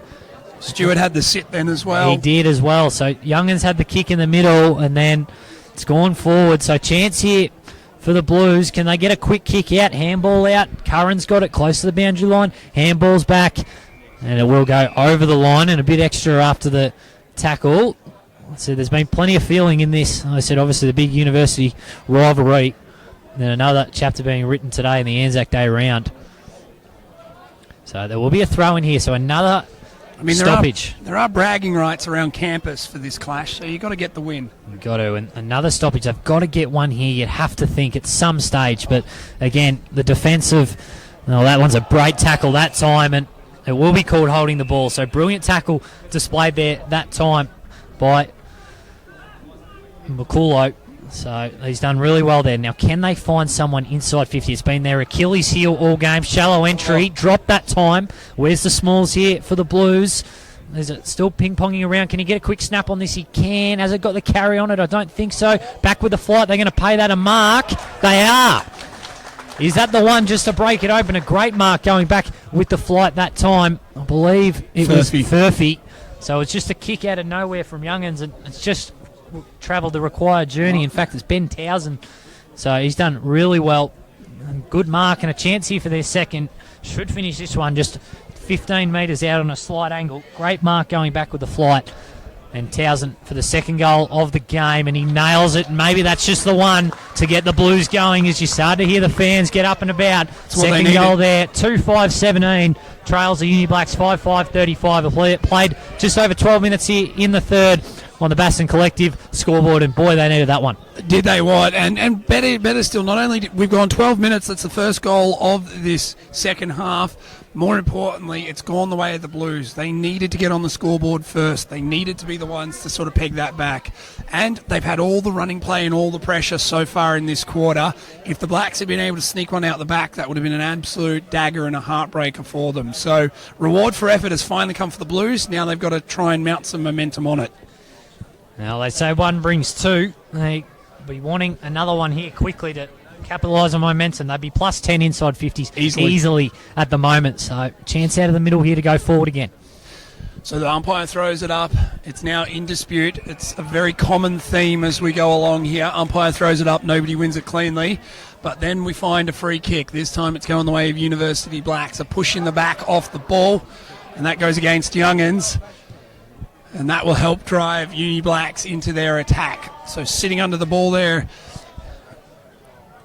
was Kennedy. Kennedy doesn't quite take the mark, but he's able to get a quick kick away, and now we are deep inside University Blacks. Forward 50, we're about 35 metres out with no clear possession. Umpire says it's mine.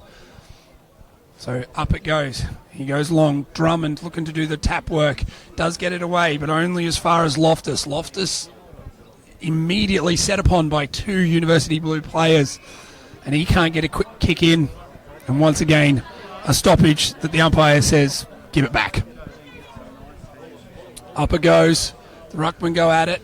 Drummond looks to pick it up out of the ruck himself, but Carrington strips him of it and gets a quick kick away. Good mark by Gray there, and he'll take the advantage. And we've called his name a few times. He'd want that moment back there from Valpede. He's just hit basically his shin on that one, and it will not trouble the scorers. So first sort of shot at goal there for quite a while. We'll count that as a shot. It did go out on the floor, but we'll count it as an actual shot.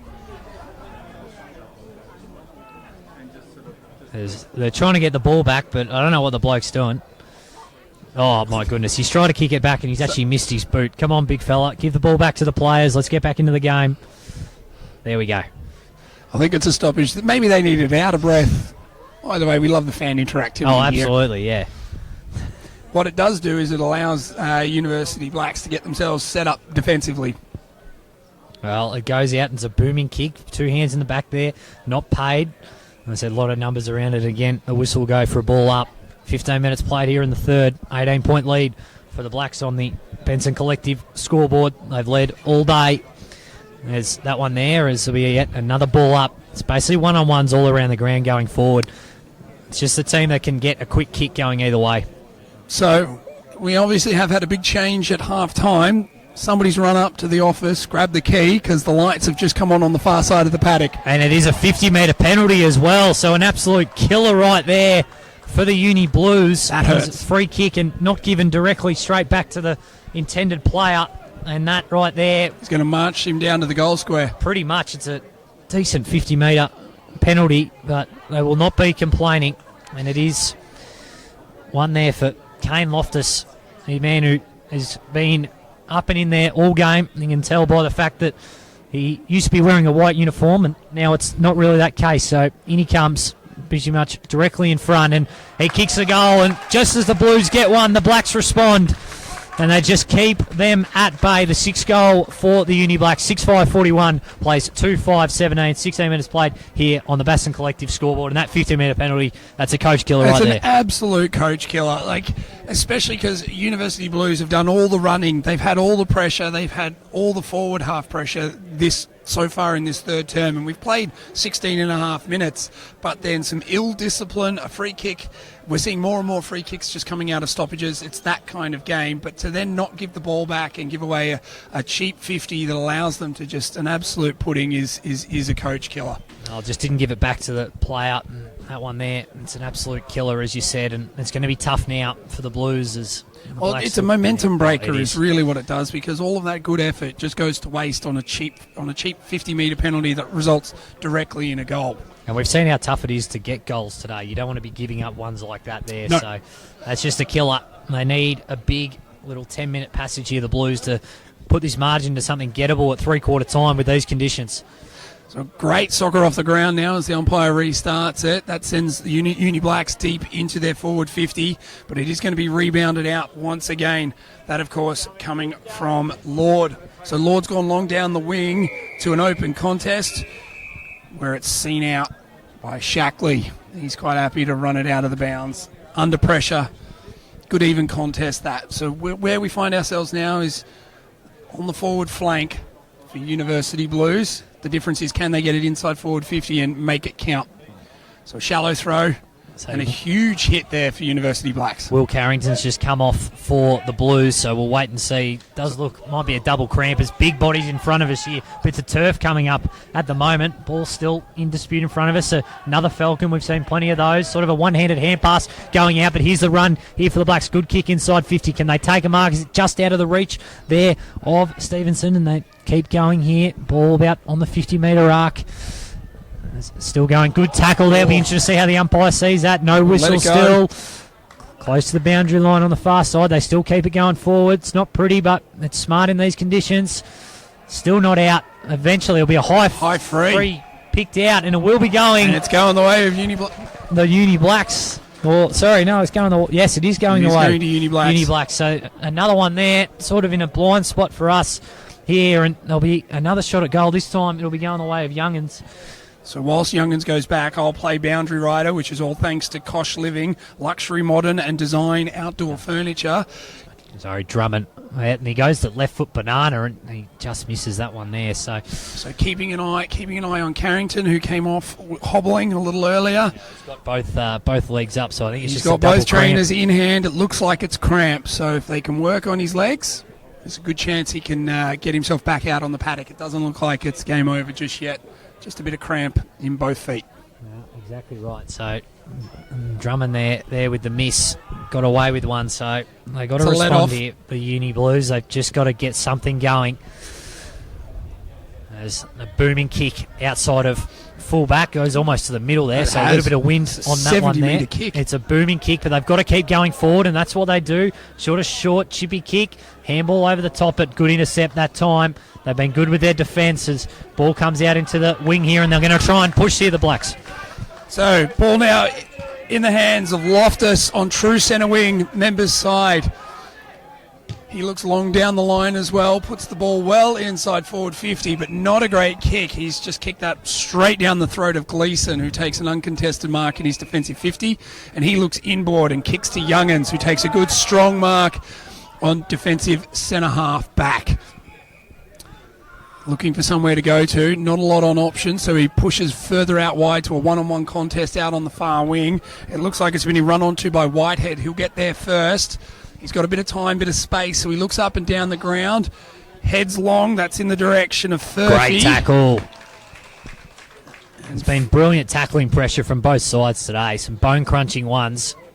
I said there'll be a few sore bodies tomorrow, that's for sure. That's good, though, from University Blues, kicking to one-on-ones and allowing their men to try and take it on, and it's made them be able to win the passage back from defensive 50 all the way into their attacking 50. Now, it is a ball up on the far wing, which they love, but good, fast-moving football is working for them in this third term. As the umpire throws it in shallow, contest pushes it straight back out out of bounds. So we've gone 21 minutes on the Bastion Collective scoreboard. And we'll get a throw in now as the Blues are really trying to get themselves back in the game. No, they haven't won a game this season from their 2 tries, Uni Blacks, and they're looking very good at the moment. Still plenty of game left, but in these conditions, this lead seems a lot more than it actually is, as there'll be again another stoppage. This one thrown up again, and a quick handball forward that time from Townsend. No advantage still, and then there'll be yet another whistle. So it's just so hard to get any clean ball. They've done a good job shutting the game down, the Uni Blacks, because it has lived down this end, or the end of the Uni Blues, for probably 65% of today's contest, as ball gets deflected forward, still outside 50, quick kick off the deck, Numbers, and a very nice tackle there. Will they get paid a dump or holding the ball? It is holding the ball. So I think it's the right call, that one. So that's Furphy. So Furphy there making a great tackle, left his opponent absolutely no room to go. He tried to shimmy and go around him, but both arms around him, around the ball, buried into the ground. There's your Pryor. It's a good decision. He's probably a bit too far out. Oh, it'd be a big kick if he can get it from there. There They is a do little have bit of the wind wind, distance. yeah. It'd be a kick from outside 50. They just need this to go through. This is probably where you want to hang it up in the wind a little bit, because it'll get a bit of drift underneath and carry it the distance. Well, he's going to go on his left foot, and that one there, he sort of catches it a bit on the belly, and it goes forward as that one's taken quite high, but still not out of danger here yet. The Uni Blacks, good tackle there. That one, in fact, high. Oh. So not a good tackle. So chance here for the Uni Blues. Wasn't a great kick by Furphy, having a shot / going inside 50, but they've got an opportunity here, and it's about 30 odd metres out, 45-degree angle. We've got a great view of it here, and it is Archie Sinnott. So he's got to kick this for the Blues. Just simply has to. So that was Hamish Youngins there. So after that kick had come in from Furphy that hung up in the breeze, it was Youngins who made the contest, made the spoil, got the ball to ground and made sure that it stayed in Uni Blues forward line, that now gives Sinnott the shot. Well, he had 2 goals last week, and he's going to go on the left, and that looks really good, and it's straight through the middle, and you hear the fans go up here at Melbourne University Oval. They needed that one. They need a few more, but that margin now to 19.6642. The Uni Blacks lead the Uni Blues 3-5-23. Just under 24 minutes played here on the Baston Collective scoreboard. And, well, we said they needed the last one. They needed that one more. They just need the next one now. And exactly right. So far, if we're adding up, and if you're coaching University Blues, you've got to win the quarters. So if we win the next quarter and then we can go in and win the fourth quarter, we're a chance. Currently, Uni Blues are winning the quarter. They kicked 2-1. 2 goals, 2-1, I should say, and that really helps. Now, if they can get repeat goals unanswered, it really puts them back in this match as the umpire throws it up and neither ruckman can win a clean hit out. However, storming through there was James Clark, who gets a good hit on it and drives his team forward. It hits a big wall of Uni Blues defenders and now squirts out onto the mid-centre wing. It's a foot race on. Who's going to get there first? Nobody. 4 players run straight over the top of it, and the first to rebound there is Sinclair. But it's now one back.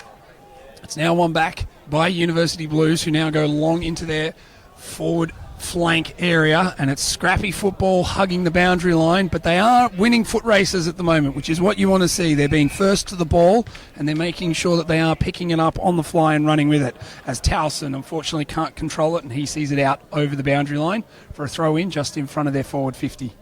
Well, it's another throw in here. So we played just under 25 minutes, so if they can get another one before three-quarter time, it is absolutely game on here for the Uni Blues. Just tapped out, and then eventually will go over the line. So, not over the line there. So Will Carrington still getting bandaged up now on the calf. So be interesting to see. They've got as much tape on him as the Mummies at the moment on that calf. So we'll see if he takes any further part in proceedings. Sinot grabs it. Nice tackle there. Got rid of it just. He's a big body, absolutely. He's had a fair bit of it. He's a big unit. You might just plonk him down in the forward square. He is a big unit. You absolutely would consider that. They just need to keep moving the ball quickly. Just get it inside 50 and bring it to ground and see what happens. The Uni Blacks have done so well. That's why they hold their lead despite easily minus 20 inside 50s. Good mark that time here. They just can't get any reprieve here at the moment, the Uni Blacks, and we'll be going through Charlie Furphy to go back inside 50. So Charlie Furphy has a look up, not a lot on, so he puts it straight to the hot spot. Top of the goal square is where a huge pack of players forms. Nobody takes a clean mark. Ball spills to ground, and once again, the defence of Uni Blacks holds up, and they're able to scramble it out towards their forward 50. So that now has been taken by Stevenson, who kicks them long out onto the wing. It's a foot race now between Sinclair and Conway. Conway does get there first, but goes to ground, so he hurries a handball out.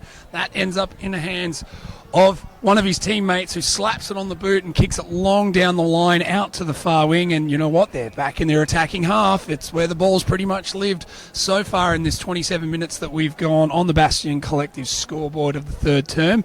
Uni Blues applying all the pressure. They have had some reward on the scoreboard, but you'd like to see a little bit more for the amount of effort that they've had in it.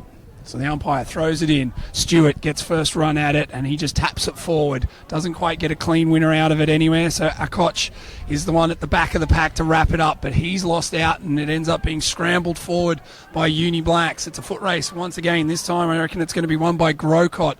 Grocott turns around, hits up a teammate, and a good mark that finally buys us a stoppage here. And University Blues will look to potentially switch again off their half-back line.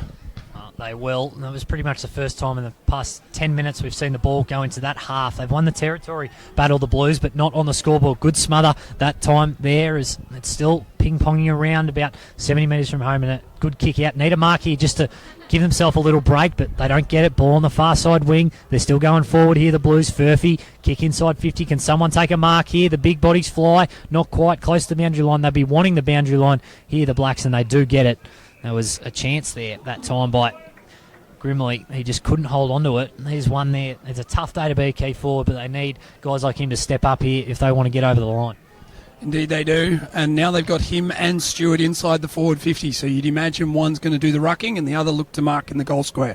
Well, the umpire throws it in. We've played 28 minutes exactly here at the moment, as there'll be calls for ball, but there'll be another ball up. Just about breaking the record for ball up here today, and we're pretty close to it, as again they'll just get a little bit of a break here. the Uni Blacks. It's still on the far side, but it's going to come straight back in. Little chip over the top, very close to the boundary line. In fact, over the boundary line. They're a bit shocked by that one, but they won't be happy with that kick. You take the territory, kick it long in these conditions, and that one's gone over the line as well. So now they've got a chance just to get a little bit of territory, the Uni Blacks.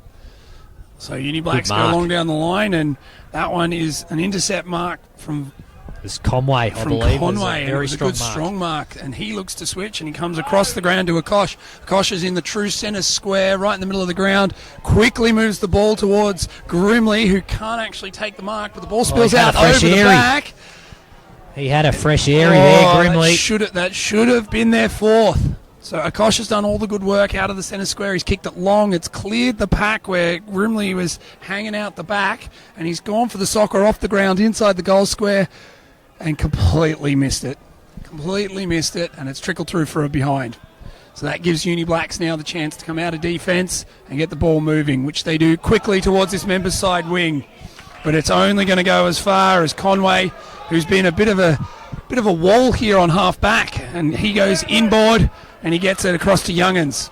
Youngans now on centre half, who kicks straight into the man on the mark, but it's going to turn out all right because they've got an overlap of numbers, and it's going to be sprayed into the forward 50 there from Bain, but not to anybody directly, and we've got a 2-on-1 here, and it could be anybody's bet as the ball is pushed out over the boundary line. We'll have a throw up in the Blues forward 50, far side of the ground. Oh, you can't help but think that thing from Grimley there, he just had a fresh area, top of the goal square, went to soccer off the deck, was the right decision, but the big fella there would love that moment back. Oh, yeah.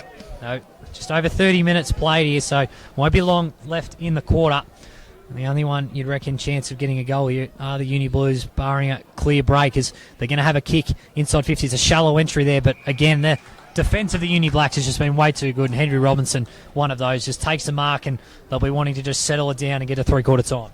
Indeed they will, and that's exactly what Robinson does. Settles, goes short, hits up a teammate. It's a beautiful little mark there from Grocock. Grocock, a long way from home, so doesn't look forward. He looks to go backwards and switch it up, and he goes straight back to Robertson.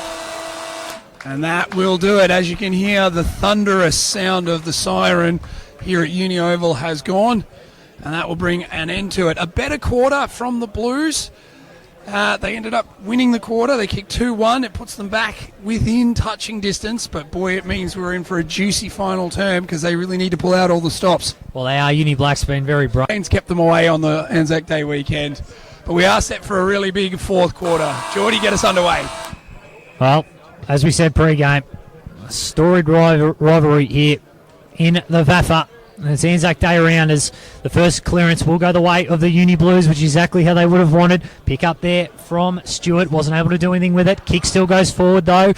Didn't really favour the bounce there at that time for Youngans, and they were able to get a little bit of reprieve here, the Uni Blacks, and they're able to, go forward, but the smother ended up back in the hands there of Oliver. He goes with a high tumbling ball, flies from behind, a bit of pushing going on, no whistle. They could be out the back here, the Uni Blacks here at the moment. Good tackle that time, in fact, over the line. So it's not the right conditions to be lurking out the back, you'd imagine. With a wet, heavy ball, it's going to drop short, which we've seen plenty of. So this is one of those things where if you're attacking, be the man in front. I'll say good start, though, for the Uni Blues. They got a clearance, just a bounce that didn't favour. Exactly what they needed. That's exactly right. So it gets back underway here as the wind's still playing a factor, and they won't be too mad with another stoppage here, the Uni Blacks. There'll be a lot of players around the ball. Very congested quarter, I expect. Yep, I think you could be right there, Geordie. So all the players form around the umpire who throws it up in the air. Once again, neither ruckman gets a real clear run at it, so the ball hits the deck and we have everybody piling on top of it. Surely he blows his whistle, which he does, and we're going to get another stoppage that's going to result in a ball up on the far wing this time as the Uni Blacks are into attack. So the ball is thrown up and ball hits the deck. This has been the story of the game so far. It's almost like both ruckmen are not quite seeing it as it goes up, and choosing instead to wrestle before they actually go for the tap ball, and we're not getting clear stoppages happening from either of them. Well, they just got to be disciplined both sides. We saw in the third quarter the 50-metre penalty really rocked any momentum the Uni Blues had, so you just got to be disciplined this quarter and not get sucked in. Feels like a real nervous start to this final quarter from both teams. It was a great clearance initially from Uni Blues. They needed that out of the middle, but since then it's sort of been man-on-man coverage, and nobody really wants to take the game on or be the one to make a mistake that opens it up for the opposition. Oh, it is tough when you've got this many people around the ball, and we've had about 7 stoppages and the balls move about 8 metres, so a bit easier for the GPS trackers. That 8 metres is a circle. It exactly is, so it goes up again. They just need to get some clear ball here as it goes forward for the Uni Blacks. Was he tackled without it there? Paid, and there'll be another ball up, this time a little bit more forward, inside 50 here for the Uni Blacks. You reckon if they get the first, it's going to be incredibly difficult for the Blues to mount any sort of a comeback. As it gets thrown up here inside 50, just taken out of the ruck there by Stewart. Ball gets kicked really, really high. Stays in here at the moment. Nice sidestep there. Still keeps it going forward. Not pretty footy. The ball gets cleared out, though, for the Blues. They want this to bounce towards the line, and it just lands in the field of play. Will be thrown in. Good win there as Youngins takes it over.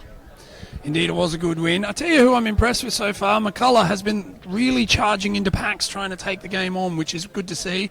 And I think he's going to need a few mates on the Uni Blues team to help him out there. Well, the Uni Blacks have now put one man behind the ball. They've put a spare, so that's what they'll be wanting. Said Moorfield's gone behind the ball as he gets kicked forward there. And if that's a mark, that's a has great he been mark. paid? It is. That's a huge mark. And he's I got reckon that's just about our mark of the day, thanks to Balmain & Co., building with integrity, delivering innovation, and industry leader in construction and development. Oh, exactly right. That was a big pack mark there. And, well, it's a tough kick in any sort of condition, but big opportunity here. After a mark like that, you got to go back and slot it. We've gone nearly 4 minutes in the final term. You wouldn't say it's a game sealer, but, geez, it would make it tough for Uni Blues if this goes through. So about 40-odd metres out, 45-degree angle, far side. Wind sort of dropped off on his left foot. It's going, it's through. It's a huge goal there for the Uni Blacks. And that might just be enough of a margin. That goal going to the man so far today. Geez, what a day he has had. Matthew Grokett.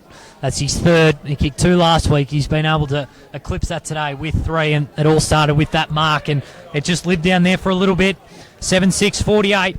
Plays 3-6-24. Just under 5 minutes played here in the last quarter on the CMAL scoreboard. And I'll tell you what, great mark, great footy all round, and he's been the best on today, I reckon, Grokett. Well, out of all the 3 that he's kicked, that one's probably been the most important because it's the one that really hurts Uni Blues. I'm almost willing to say that that's the goal of the day for Jumbo Corp, the complete waste management solution. Grokott, strong mark, strong goal that just about seals victory for Uni Blacks. Now they're going to need to do something special now, the Blues, and they're going to need a quick response, and lots of them quickly. So good tackle that time there, but there's numbers here as they go back through the very exciting Valpede, who goes onto that left foot, and he's classy. He is very classy. Valpede really stood up in wet conditions today. He's been one I've been really impressed with as they're going to try and now go forward again, and St. Clair's in there. It flies over the back of both of them, close to the boundary line. Sort of gets handballed over the boundary line, and it will be thrown in just inside 50 for the Uni Blacks. So desperate times now for the Uni Blues. Only managed 3 goals. They've got to throw everything at it. They do. They've got to throw absolutely everything at it now. You're down by sort of 5 goals in a day where conditions aren't great. If you're not throwing everything at it now, you're not coming back. So you'll find every man for Uni Blues really doing what he can. So they've won the clearance. They've got it outside of their defensive 50. Got it up as far as mid-centre wing. What they need is a clean pair of hands here, which they do get in McCullough. McCullough just throws it onto the boot, hitting and hoping. They're trying to go with speed here, and they will end up with the ball. That's a great pickup from Towson, who goes out, and now it ends up in the hands of Stewart, who goes sideways. What a smother. To Grimley. That is an absolute peach of a smother from Billy Clay, an absolute goal saver on the last line of defence. The build-up play from Uni Blues was perfect. Stewart got it out across to Grimley. Grimley just had to put it on his boot, and a last line smother there from Clay one of the plays of the day, and it allows Uni Blacks now to rebuild and another side step. Volpe. He absolutely loves it. He's dancing with him at the moment, and that kick goes inside, and a chance for Banana. Hasn't got enough hook on it. Oh, it's marked on the line anyway. I don't think he was happy about it, but they'll take the guaranteed goal. You said your goal of the day before. That would have been an absolute ripper. Would have been his fourth as well, Grokit. But it is marked on the line, and it will guarantee it. St. Clair, who's been good, will kick the goal. And look, I think he might be buying Grokit a beer after the game because he marked that right on the line. Would have been a beauty of a banana kick. But that one there, absolute check side from 45 out that was spinning straight through the middle, and St. Clair plonks himself in it on the line. What a 12, shivered that one through, don't you? Exactly you right. Exactly right. But look, what a 12-point swing. Billy Clay, desperation play there. They were gone for all money, and that smother was sensational. That's play of the day for me. They were. That's the best of the day so far. Incredible job. From the defence, the hard efforts there, work their way down the ground, and a wonderful goal. Well, it's now out to a game-high 30-point lead for the Uni Blacks, so they're starting to have a little bit of fun with it. As again, goes forward, and again, geez, how many times have we called his name today?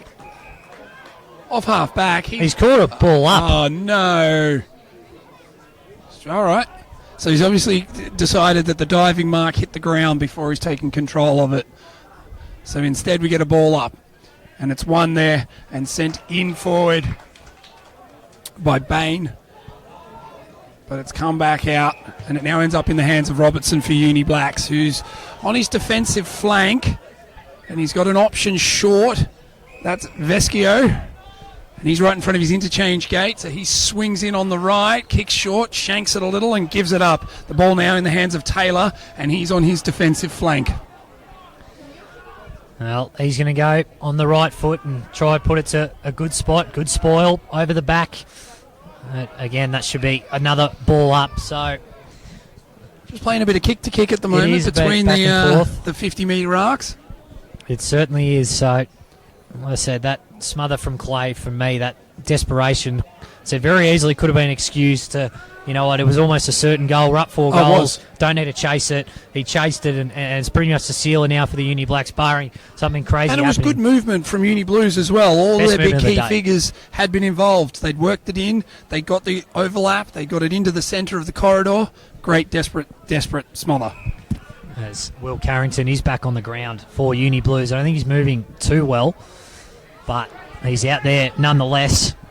As he'll be in this ruck contest and just goes to whack it as far as he can, but runs into a brick wall. That time was Curran, and the tackling pressure from both teams all day really has lived up to that Anzac spirit, that's for sure. So we do have it now on true centre wing. Carrington ends up winning it himself, gets a quick kick, puts Uni Blues inside their forward 50. What they need here is a clean pair of hands. Can they get it? The ball is being pursued, and 3 or 4 players all see it out over the boundary line. And I think the 50-50 contest there, Uni Blacks will be quite happy to have, because they can set up defensively now and try and win it out, getting everybody behind the ball. So the umpire lines up, throws it in. It's a high throw. It's going to drop short in front of Stewart. Stewart tries to go the one-armed grab, can't quite hang on to it. It hits the deck. Quick kick comes out of the pack there, all thanks to Towson. He gains his team about 20 metres closer to Uni Blues' goal, but again spills out over the boundary line, and the umpire is going to throw it in again. And I'm dare going to say, my prediction here is this one will be short, Geordie. Well, it's been like that. I said it's tough with the wet weather footy. Well, that one there, not too bad from what we've seen, as it's just sort of like volleyball spiked forward there, but no clue. A great rundown tackle, play on called, much to the shock rather of the fans over the far side pocket. So a few words being exchanged there. There will be another throw in. Boundary umpire getting to work out the last few minutes. So they chance here for the Uni Blues. Couple of repeat stoppages again, just smacked forward. No clear winner, top of the goal square here for the Uni Blues, as it's sort of rushed over the line. It will be a minor score. So 8-6-54. The Uni Blacks lead the Blues 3-7-25. Played just over 11 minutes. It's another sidestep from Valpede. That one smothered. It does stay in there. He's kept it in. That's great work. A few interesting plays there, and actually great centering kick by that one. Has to be a free kick. Has to be a free. And it is. So that one there will be Mkulo, who's got it there. Well done by Valpede on the sidestep, but a lovely smother by his direct opponent. And the great awareness, the great spatial awareness is once he completed the smother, didn't let the ball actually go out over the boundary line, was the only one who reacted to it, collected it, looked inside, didn't blaze away, centered the ball, and now they end up with McCullough having a shot, although from about 50. McCullough, he's got to kick this just to give him a sniff. There's still time remaining. Be a 50-metre kick, sort of runs around and kicks it onto the man on the mark. Not what you want, but he does get it back. That one's smothered as well, so a moment he'd love to have back, but chance now to get it back as there'll be another ball up, so probably a bit too far out if he's kicked into the man on the mark twice. Yeah. He's tried to go around him as well, so he never had the journey on him. Should have been lowering the eyes then and looking for a different option. I think that sums it up for the Blues, though. 100%. If you're the Uni Blacks coach, though, I would be showing this final quarter on the highlights reel every time, because their defensive efforts, smothers, backups, second efforts have been exceptional. It's what's been able to hold the Blues up when they've been, again, pressuring along that forward 50 arc. As the ball spills out to the far side, and it's still on the forward 50 arc of Uni Blues, but it's gone out of bounds, and the umpire's going to throw it in. And those are the desperate measures that the Uni Blues just haven't had come off in today's match that has put them under the pump. Some of their earlier play, if they'd scored early goals, could have kept them in the game, but Uni Blacks just took their chances better and have been able to put the scoreboard pressure on from the beginning of the game.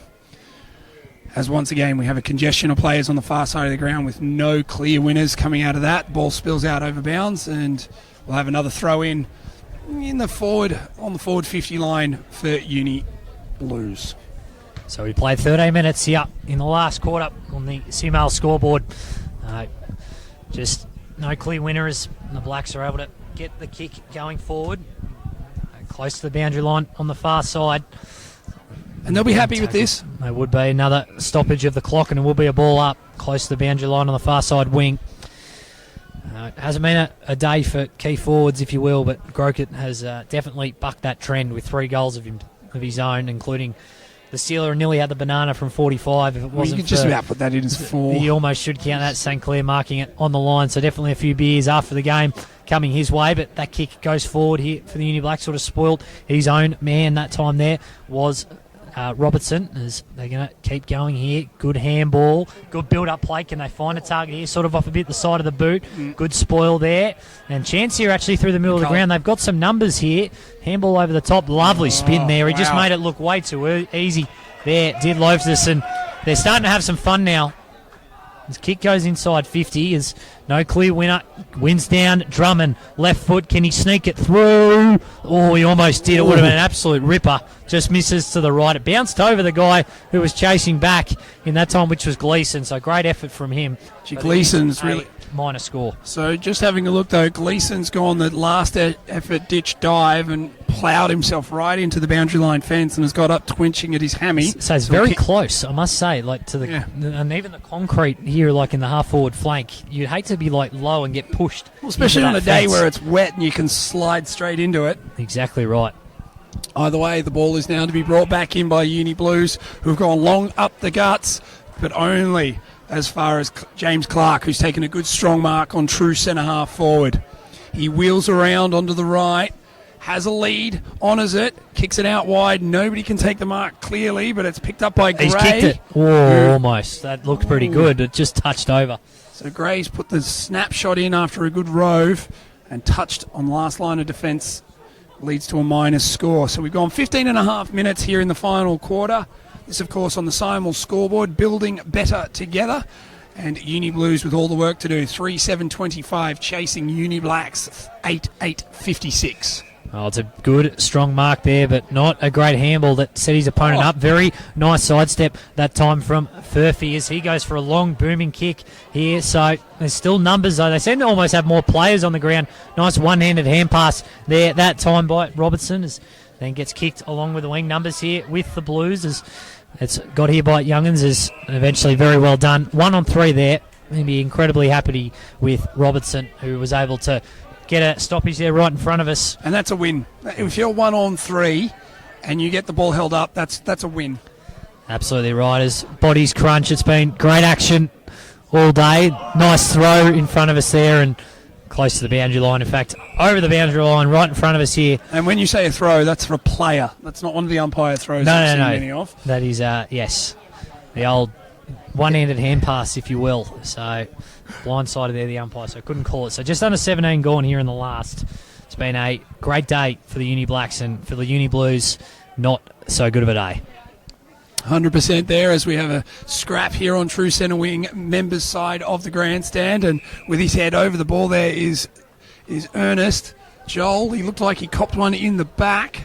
Nothing doing, says the umpire, so he'll throw it up instead. Not a single clean uniform on the field anymore. It's making it harder to spot who's who. So the two rucks go up at it. Grimley looks like he had a win, and in doing so has hurt his shoulder at the same time. But not willing to come off. The ball travelling nowhere, so the ruck's back at it.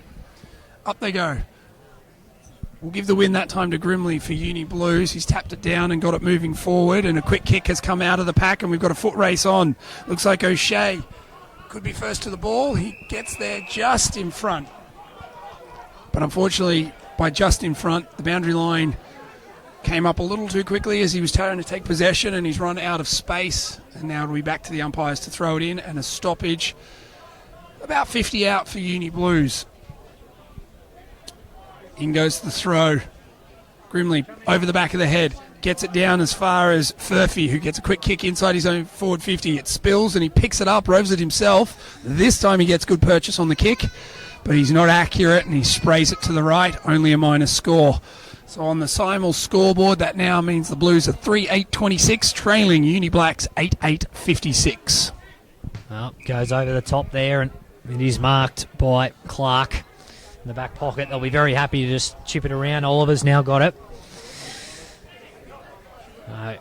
They've done a good job in this last quarter, just slowly getting it out of defensive 50 as Flyers in front of us here. Nice tackle there, and there'll be another ball up. And I think he's a happy man that time from Conway. I think he was a bit frustrated there. Good push afterwards. He's a big boy, so they go at it again here. A good tackle that time. Another ball up. So 19 minutes gone here. Again, both rucks out of here. Vesio couldn't get boot to the ball. A lot of bodies around. Another quick whistle. Might need to get their whistle serviced after this game with the amount of stoppages we have had. And I said the laundry services as well are going to be quite high this week for both clubs. It's taken quite high there. It's a dry cleaner's dream, this game. It certainly is. Good money for them as Drummond's got a free kick here right in front of us here on the wing. So Youngins will take all the time he can off the clock. And now he plays the safe option by going long down the line, driving Uni Blacks into their forward 50. It's going only as far as Akosh, who's held up. And now we've got a rolling maul happening. It looks like rugby union out on the pitch at this point. 4 players all wrapped up together, all shuffling the ball inwards. And the umpire says, that's not how we do it. Give it back to me. Let's start again. 2 rucks go at it. This time Grimley has a win. But it's quickly sharked down there by Clark, who gets a quick kick towards the hot spot. Nobody can take a clean mark, and it spills out the back where it's going to be, well, it's going to be kept in there. That's great effort there from Sinnott. Archie Sinnott has gone out on the long side of the ground, and he was hoping for an absolute fly from a teammate, but no mark was held. The ball's hit the deck, and it's been wrapped up, and the umpire says, once again, I'll have it, thanks. So ball up now on the far side in the forward half for the Uni Blacks. Did not have a win on the season so far from there. 2 games, barring a miracle. They're going to have one here today. There'll be yet another ball up, this time inside the centre square. And they've earned it today. They certainly have been the better team. Their defence is held strong. They've definitely had the possession this quarter, but for the first 3 quarters, it was definitely plus 20 inside 50s for the Uni Blues. As kick does go forward here at the moment. Good handball out the back as they do try and go forward, and just not the greatest kick trying to find the leading forward. Nice spin that time. Left foot to the hot spot. Going back with the flight. Gets poleaxed. Free kick. And it will be a shot at goal. It's a bit of a hospital kick there that time coming from Furphy. Had the kick, but I'm just waiting to see with the... Put his teammate under pressure, but I tell you what, did. great courage there shown to just continue to go back with the flight of the ball and knowing that the contact was coming to take the hit anyway. So if it wasn't a mark, it was always going to be a free kick for high and in the back and anything else you want. Yeah, you just got to stand under that one. And that's what he was able to do. So Ben Townsend, he's got a chance here to cut the margin to 4 goals. We've played just under 22 minutes, so... Lee Matthews' theory, we're still definitely on a goal a minute. Maybe 100%. want this one here. About 35 metres out. Slight angle on his right foot. Keeps it low and sort of stabbed at it. Misses the right-hand side. So 3-9 now for the Blues. 27. Not the scoreline they would have wanted coming into here. No, absolutely not. And they allow a cheap get out there. So first kick straight out of defence goes as far as Dacus. Dacus now kicks it long down the line. We've got a contest and a great strong mark there being taken by Conway. Conway on true centre half wing splits it straight into the middle of the ground and he hits up a teammate there in Bain. Bain looks to cross it to the far side of the ground. They haven't gone forward a lot. They're still on their centre-half forward line, but now they look to go inside 50. But it's that final kick that's let them down all game so far, and that one no different. It's been sprayed to the right, and it allows Uni Blacks to collect and start to drive themselves out of the defensive zone. But the ball spills, and it gets only as far as Furphy, who was pushed off the ball as he was kicking, and it means it's a scrubber inside 50, and it's now a real effort for whoever wants to get hold of it. And that is caught plumb. Furphy. How that hasn't been given, I just couldn't tell you. He danced around 4 different players and then got caught in a tackle, and the umpires let it go. In the end, Uni Blacks win the ball back and clear the defensive 50 zone, but they get it only as far back as Dykes, who Great now mark. pumps it long way into their forward 50, and the relieving mark being taken there by Loftus. Well, that's how good their defence has been today, Uni Blacks. They've just held so well, and whether it be taking marks like that or spoils or smothers or big tackles, whatever it's been, they've done all the little things right, and that's why they hold the 29-point advantage they currently have. As a good kick on to the far side is marked.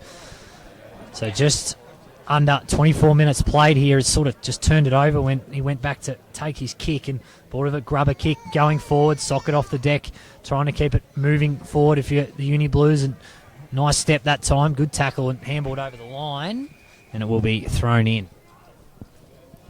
So that's been the story of the game. The defensive effort here from Uni Blacks has been strong all game, and then their speed of ball movement to just grab it and go has been the difference. Uni Blues have had all the pressure and they've had a lot of the work, but they're looking to switch it, and their slow ball movement has cost them in these conditions.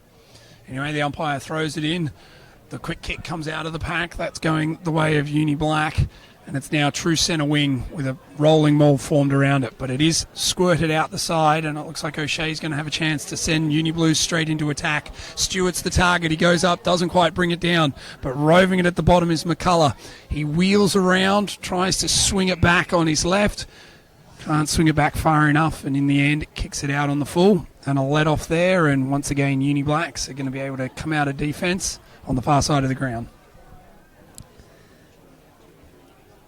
So, kick coming out of the back pocket, nice and high, and like I said, tough day for any forwards to mark in these conditions. Nice tackle, was able to get the ball free, tumbling towards the boundary line. And very well done that time there from Dacus as he goes forward again. Completely bumped there, and they will be called a block.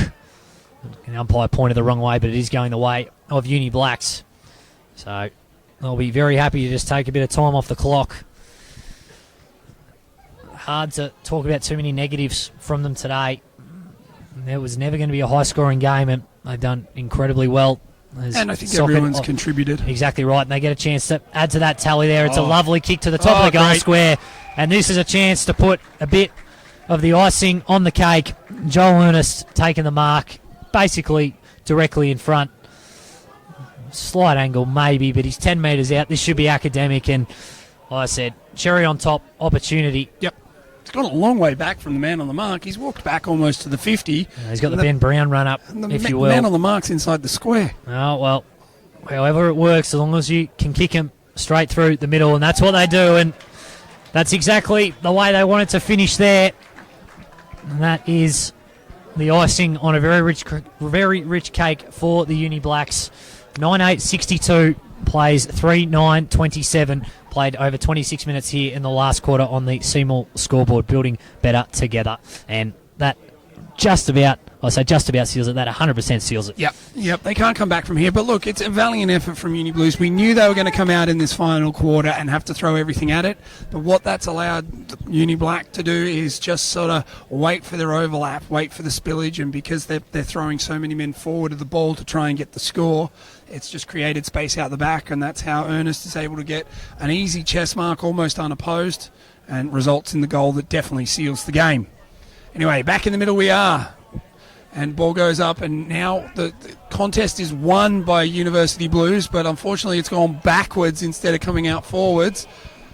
And it's allowed Uni Blacks to look to head inside, but unfortunately a great rundown tackle then on Ben Oliver has turned the ball over, and it will allow Uni Blues to come straight back up the centre of the ground and maybe put some respectability for themselves back into the score. It is a low-scoring game, but they will want to finish with some goals. Well, for me, it was the first quarter that really has proved the difference. 4-1 at quarter time. So that's right there has been the difference in the game.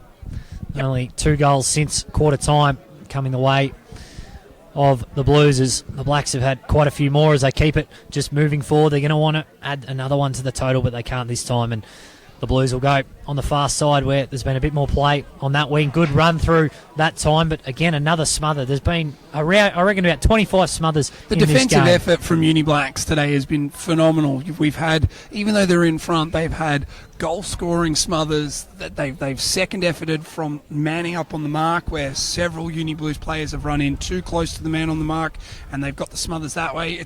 That's a great effort. That's, as a coach, you'd love to see it. I said in the last quarter it was that smother from Billy Clay. It was a 12-point swing, and that sealed it, in my opinion, as they're going to go forward again. And can someone take a mark? And Groh could potentially add to his tally. Still ping-ponging around, lots of bodies around it. Should be a whistle, and will be. So there'll be a ball up here about 30 metres out from the goal of the Uni Blacks. We've played 28.5 here in the last quarter. And both teams want to get into a hot shower and enjoy the win. Nice. That would be very nice in these conditions, as kick does go forward here for the Blues. Socket off the deck that time there from Dacus as they keep moving it close to the boundary line on the far side, and a lot of bodies around it. Still waiting for a whistle, and take a guess, it's another ball up. It's another ball up. It was either going to be a ball up or it was going to be spilled out over the line. Either way, the umpires were going to get that one back. We've gone 29 minutes on the Seymour scoreboard. The game is Uni Blacks. I don't think there's enough time anymore, but it'll be how both teams can finish off the game is what the coaches will be looking at here for the remainder of this fourth quarter. You've got to win every quarter that you can try and play, and Uni Blues still have a chance to do that. So they come running away from defence and go straight up the centre, looking to get one of their players on the ball, and they do. A great strong mark there taken by Townsend. He's been good in this final quarter. He looks to move it quickly, and he swings it out to Acoch. He gives the quick handball off to O'Shea, and O'Shea heads in towards his forward line. This is better play from Blues. Furphy now has the ball. He's marked at true centre half forward, about 45 out. He's got to play it wider and a little bit closer to goal, so he swings it out there, and that's marks taken by Synot. Synot's going to be kicking from outside 50 on a wet track. This will be an enormous kick if to make. Well, he burnt his teammate in the leading in the forward pocket, so I think this one here, get one for the stat sheet. I think this one, and it's not going to be an easy kick. It's not going to be an easy kick. He's going to be kicking from about 55, close to the boundary. And as soon as he took that mark, immediately looked away from the rest of the field. So he plays on to try and gain some ground. Absolutely shanks it off the side of his boot, but it ends up towards the hot spot where it's mopped up there from Uni Blacks, and they get a quick kick out to the far side of the boundary where they've got a one-on-one contest that they're hoping to win. Not that it matters, because you've just heard the siren. That wraps up what is a emphatic victory for Uni Blacks. It's their first of the year. They've been the better team all day. They've had a big win over, you'd say, an arch rival, over University Blues. A great win for Uni Blacks. They win 9-8-62 to Uni Blues 39-27 on the Simul scoreboard. Geordie, a great game of footy and one the Blacks controlled pretty much from the word go. Absolutely. It was that first quarter, as I said before, 4-1. That proved the difference for me. And their back line from the Uni Blacks, sensational. Ball lived down the Uni Blues for probably 3 quarters down their end. Weren't able to convert a few big smothers and chase down tackles from the Uni Blacks that saved some certain goals. And they'll be incredibly happy with that. Grokert leading the way with 3 goals. Unlucky not to get his 4th, but plenty of positives for the Uni Blacks. And as you said, they have their first win, and the Uni Blues go to 1-2 on the season. So a great occasion here, Anzac Day round, as part of showcase round in the VAFA. Like I said, it's starting to get quite dark here, so I think we might want to start making our way back